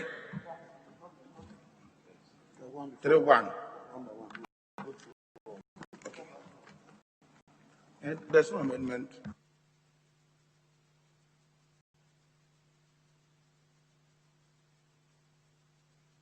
The Speaker, in 3-1, there's no advertised amendment. Consequentially, you should also amend it so that it will read, there is a study by this Act. The Aircraft Accident and Incident Investigation and Prevention Bureau as appropriate. It's consequential to what he himself has done. That has been done. The two of them have been done. No, that has not been done. There is We established did the sessional and the head note. That's what we did. So we must come to 3-1, which is not advertised, but it's consequential to what he himself has done. Very well. All in favor of the proposed amendment, say aye. All against, say no. The ayes have it. The amendment is carried. Subclause 3, item VII.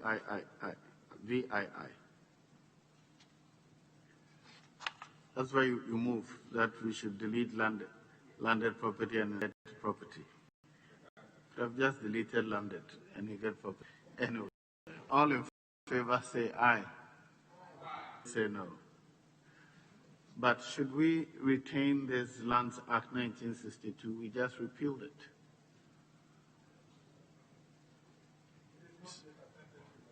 Yes. Yeah. Mr. Speaker, as we speak, the law is Act 5. The one that we just passed has not been. And because of the transitional provision in the one that we have just passed, has it been assented to? We don't know about it. So because of the transitional provision contained in the Land Bill, it would have taken care of the situation even if we use 125. We can, yes. Mr. Speaker, I think we should just be guided by your words. By the time we finish the consideration of this bill, we will monitor through the leader and ourselves the assent to the land bill. So your directive should be to the draft people to let it reflect accordingly. Thank you. That's exactly what, yes, leader. Mr. Speaker, I'm not sure that we need to split this. We have a template for this construction. Let the draft persons do what is appropriate and capture what we have been doing. Unfortunately, the bills that come to us still repeat the old order. So let them refer to the template that we have adopted and capture it appropriately. Yes, so I'll put a question and then I'll give the subsequent direction. All in favor of the proposed amendment say aye. All against say no. The ayes have it. The amendment is carried. Now, the draft persons are directed to insert the appropriate legislation in section 3 or clause 3 subclause 3 of the as appropriate. Now, clause 3 as amended shall stand part of the bill. All in favor, aye. All against, say no. The ayes have it. The amendment is carried. Clause 4. Objects of the Bureau. Yes, leader. Speaker, with your leave and indulgence. 4. First, my observation will be it should be the clause 2 and 4 of this. Then when you come to object of the Bureau, Mr. Speaker, it reads, the object of the Bureau is to investigate, prevent, regulate, and oversee. Mr. Speaker, we just dealt with a short title, and when we wrote the chairman, his amendment in the long title, as I borrow the words, is investigate and prevent. We didn't add those other words as oversee and management. You see, the object, yeah, even in the title, I've seen investigate, prevent, regulate, oversee the management of accidents. Is that the mandate we want to give to this bureau? No, that's what I'm asking. I thought that some of the words there, are they to manage accidents, oversee the management of accidents and incidents that occur in the country? I have a difficulty overseeing. What we need to insert is aircraft, not motorcycle accidents or domestic accidents, aircraft accidents in the country. But I don't understand what we mean by manage. Regulate accidents or manage accidents. I don't know. Because the regulation of the industry is a civil aviation authority. And if we are talking about investigating accidents, that is going to this body. But regulate and manage, I don't know. Yes, Chairman, maybe you want to explain. Honourable Speaker, also talking about prevention of accidents. And accident prevention must be managed. You must manage the Bureau to prevent accidents. So once we're talking about prevention of accidents, I think the word manage is... Chairman, let's look at the body we are setting up.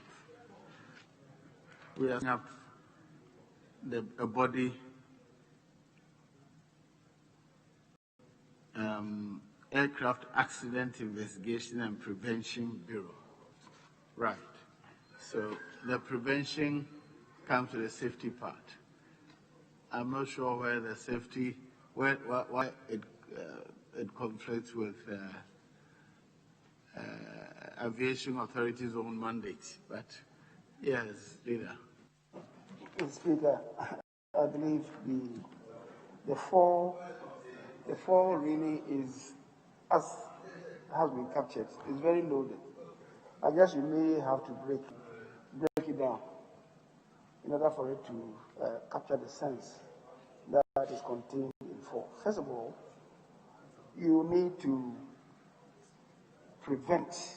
take measures to prevent the occurrence of an accident or an incident.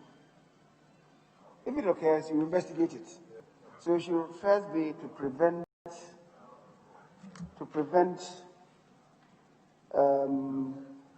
the occurrence of accidents and incidents, aircraft accidents and incidents that occur in the country. You prevent the occurrence of accidents and incidents in the country. You will have then to repeat same for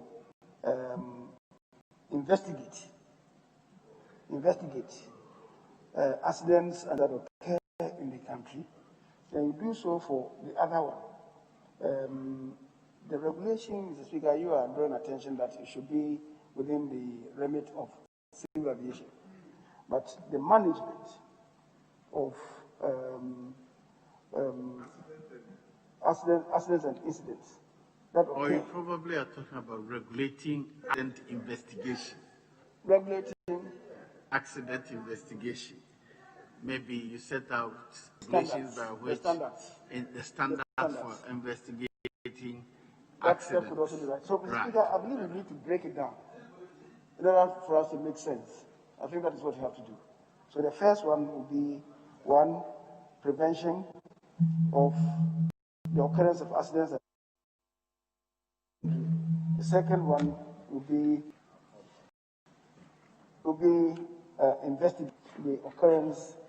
investigating aircraft accidents and incidents that occur in the country. Regulating and manage accident investigations. Accidents and incidents. The investigation, if you like. Investigation of accidents and incidents. Certain standards in the investigation of accidents and incidents. That okay? But Mr. Speaker, the important thing is to break it down. And once you do that, I guess the sense will come out better. Yes. I don't know whether we are setting up a regulatory body or an investigator. Because these accidents and Flight Accident and Incident Investigation and Prevention Bureau is a bureau under the Civil what?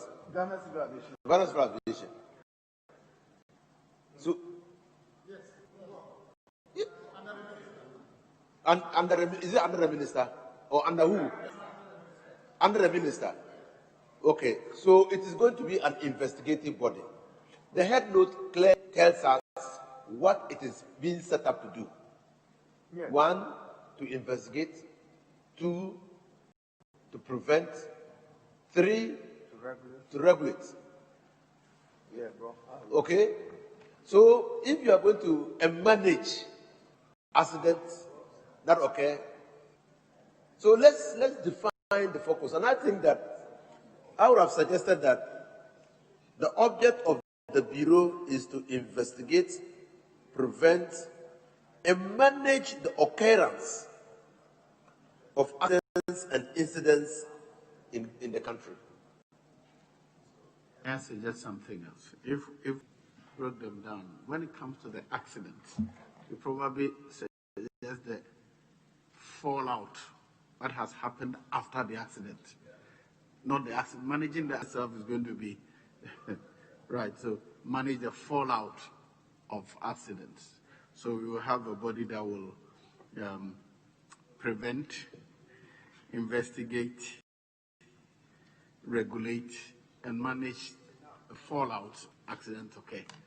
Yes, Honorable Minister. Yeah, Mr. Speaker, I think you're absolutely right.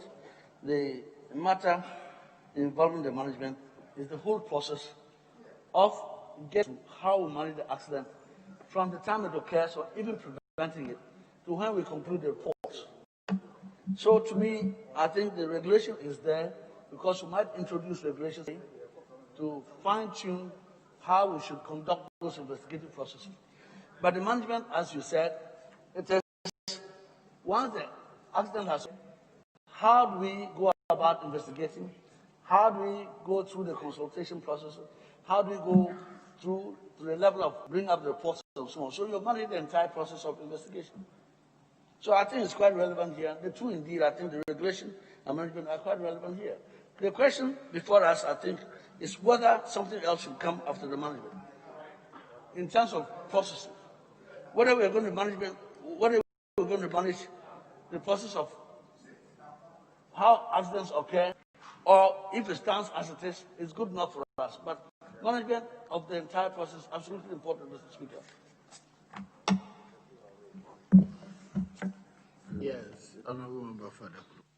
Mr. Speaker, we were made to believe that once there's an incident or an accident, ICAO wants a very independent entity to carry out, to make a very independent recommendation. Mr. Speaker, if you go to interpretation page, the definition of investigation, and I read, investigation includes a process conducted for the purpose of A, preventing an accident or incident, B, gathering and analyzing information, C, the drawing of conclusions, and D, the determining of the cause of an accident or incident, where appropriate, the making of safety recommendations.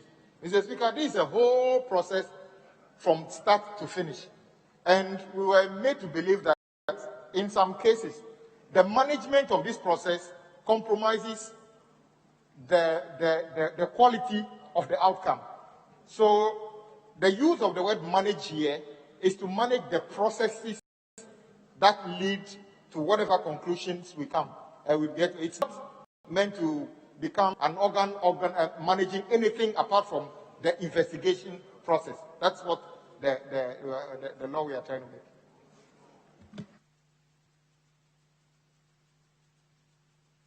Yes. Mr. Speaker, I would want to persuade the chairman that the word management be deleted, but the rest of his words can. And Mr. Speaker, prevent, investigate. In regulating, you are managing. When you say someone is to regulate, It includes, without saying, a management function. Once the accident occurs, don't forget, even the ICAO convention we have so ratified, it does not eliminate or reduce the of the Civil Aviation Authority of the country. So it's just use of words. The fact that you have those words in your long title does not mean that you should put it in when we come to them. So the object should read, Mr. Speaker, as in it. The object of the Bureau is to investigate, prevent, and regulate accidents and incidents that occur in the country. That is what I will submit. But to say oversee management, Mr. Speaker, you don't want tomorrow a conflict. An accident occurs and Civil Aviation Authority comes in, then they are told that we have been given the role to oversee management of this.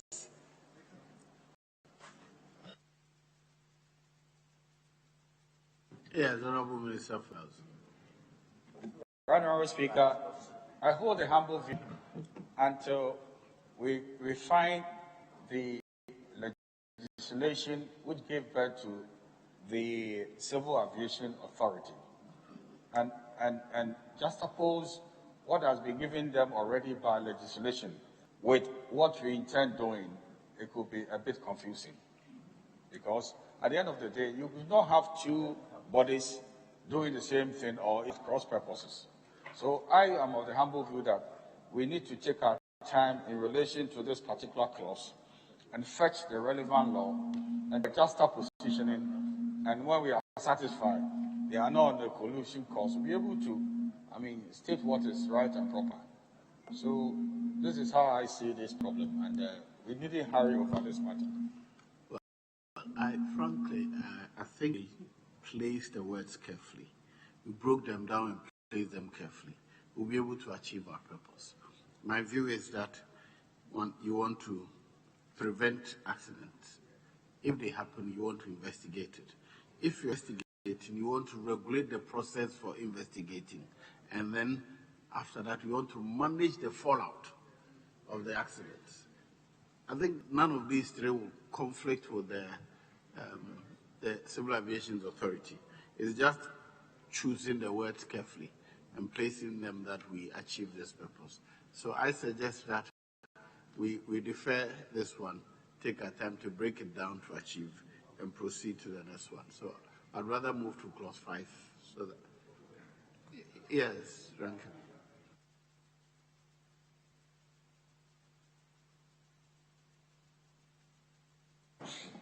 This fallout probably, and I take guidance from you. Your formulation is good, but instead of fallout, can we put circumstances? Mm-hmm. Because of the ICAO. Of the accident. That's because the ICAO says that we'll institute an inquiry into the circumstances of the accident.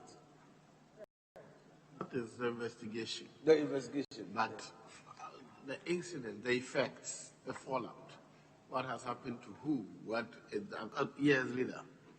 Mr. Speaker, I believe we can, as I was saying, that we break it down. So the first will be the object of the Bureau is to, 1, prevent the occurrence of accidents and incidents in there. That will be 1. They will come to 2, investigate accidents and incidents that occur, that is aircraft accidents and incidents that occur in Ghana. 3 will be to oversee, regulate the processes and standards in investigating aircraft accidents and incidents in Ghana. And the 4th will be to manage the impact of accidents and incidents in Ghana. Mr. Speaker, I believe that will capture everything.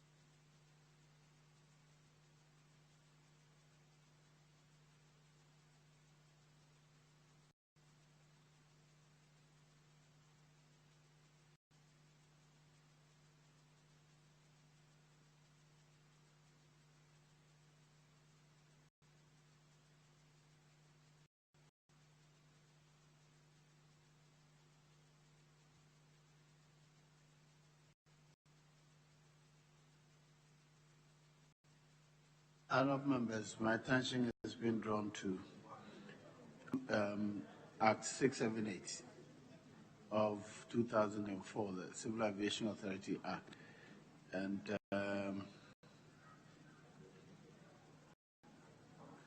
the clause or Section 3(1) deals with the functions of the authority, and in subsection O says taking measures for the prevention and investigation of civil aircraft accidents. That's about the only thing that relates to investigation and investigation and prevention of incidents and accidents. But here you want to set up another, which is the soul, taking that soul. So probably go along with the leader and break them down so that the investigation processes and itself are also managed as we propose. But I was suggesting that we leave the 5 and think through, leave the 4, think through it again and set it up properly. So we save some time, all right? Yes, Honourable Minister. Mr. Speaker, I do not want to take back what you are proposing. Of course, there's a lot of value in there, but I'd like to make some 2 interventions. One is that the Honourable Minority Leader is arguing that preventing and regulation were actually possible, which is fine. But once the accident itself occurs, it's not very clear in these 3 words that we are actually going through the entire process from the beginning to the end report when we deliver. So I think it's for the sake of emphasis and clarity that we management of that whole process. That's what we're arguing for here. Secondly, if we bring in the matter of the Civil Aviation Authority, we also do take activities in the area of safety standard setting. It does not really conflict what we are doing when an accident occurs. So I'm not so clear how that came as a major issue, but I don't think we're conflict what the Civil Aviation Authority is doing by taking up this object of the bill the way it is. And in conclusion, Mr. Speaker, I think if we retain the management, I think it emphasizes the 3 words that we're talking about here, investigating, preventing, and regulating, and makes it clearer. So it's not taking anything away from any of the 3 activities that we conducted here. So I would argue that we should stay and retain the management in this process. Thank you, Mr. Speaker. Yes, Honourable. Honourable Speaker, you've just read a law that the Civil Aviation has the powers of investigating accidents and the rest of them. So how are you going to prevent a turf war that they can also investigate? This bureau is also that you are about to establish by operation of law. I mean, it's going to also investigate. So when there is a very serious accident, which we normally don't have, is it not going to be a challenge in terms of who has the right to seize the moment and then go into investigation and the rest of it? I want a little bit of clarification on that because I'm not a member of your committee, but it seems to me that it can bring crisis. Yeah.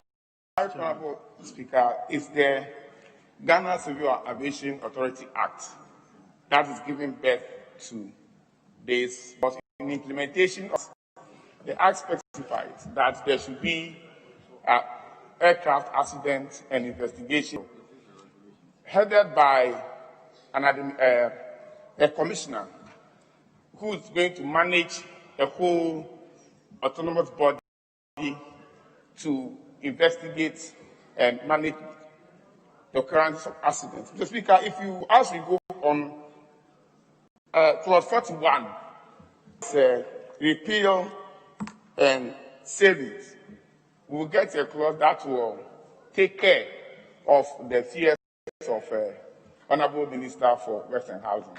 Because there's a clause in 41, clause 41 in the bill that takes care of that conflict. Thank you. Yes, Ranking Member. Mr. Speaker, let us be clear. The decision to set up an autonomous accident investigation outfit is a best practice thing by ICAO. We are also aware, Mr. Speaker, that by this law, the outcome of any investigation cannot be admissible in court as evidence against anybody. However, we are aware that people have gone to court and got justice based on negligence of operators of civil aircraft. Indeed, DNI, Ghana Airport Company, the police, anybody can actually carry out investigations when there is an aircraft incident or accident. That is entirely different. But the fact that you could not use the act of the investigation bureau as evidence against anybody in court suggests that we may have other bodies, and indeed in this law, we have already said that other bodies may carry out investigation. So let it not be that we are saying the investigation of aircraft incident is solely by this bureau and nobody else can do that. That is not what the law we are making. Now, consideration stage, let's consider what we want by the text. Yes, Honorable Majority Leader. Mr. Speaker, you would see that the memorandum in paragraph 3 indicates to us what this bill sets out to do. The memorandum provides that Section 25 of the Ghana Civil Aviation Act 204, Act 678 mandates the minister responsible for aviation investigate aircraft accidents and serious incidents arising out of or in the course of air navigation that occur in or over the Republic and Accra Flight Information Center. This the minister has been doing. Now, what he is seeking to do now is to formalize what he has been doing administratively, informed by international best practice.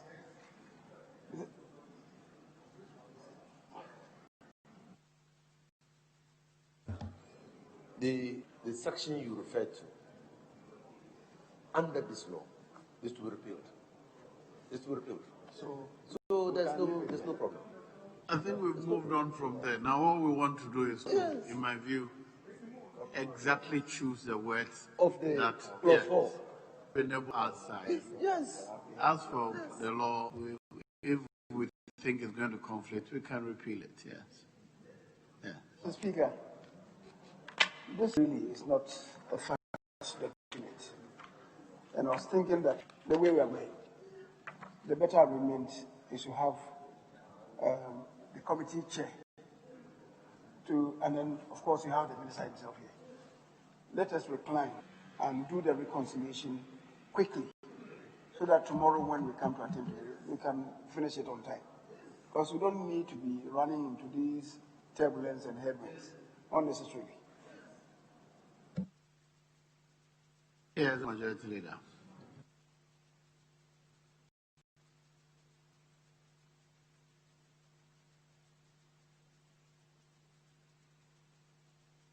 No, this is leadership suggestion, so I want to hear the Majority Leader is suggesting that we end prayer and let the winnowing team finalize it, because truly we have spent so much time on petty things that we could have avoided.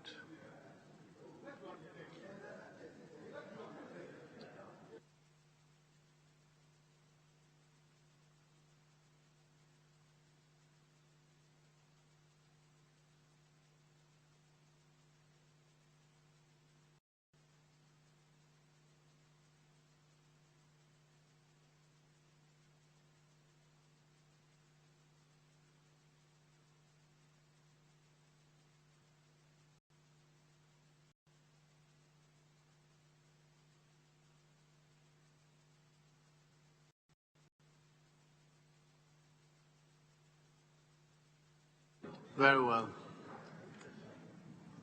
That brings us to the end of consideration of Accident and Incident Investigation Prevention Bureau Bill 2024 today.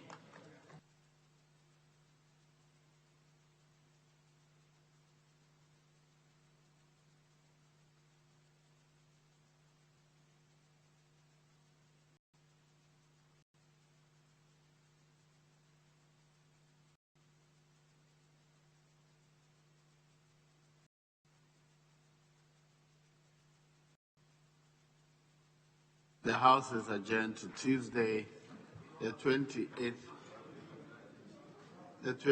of July 2020 at 10 o'clock in the forenoon.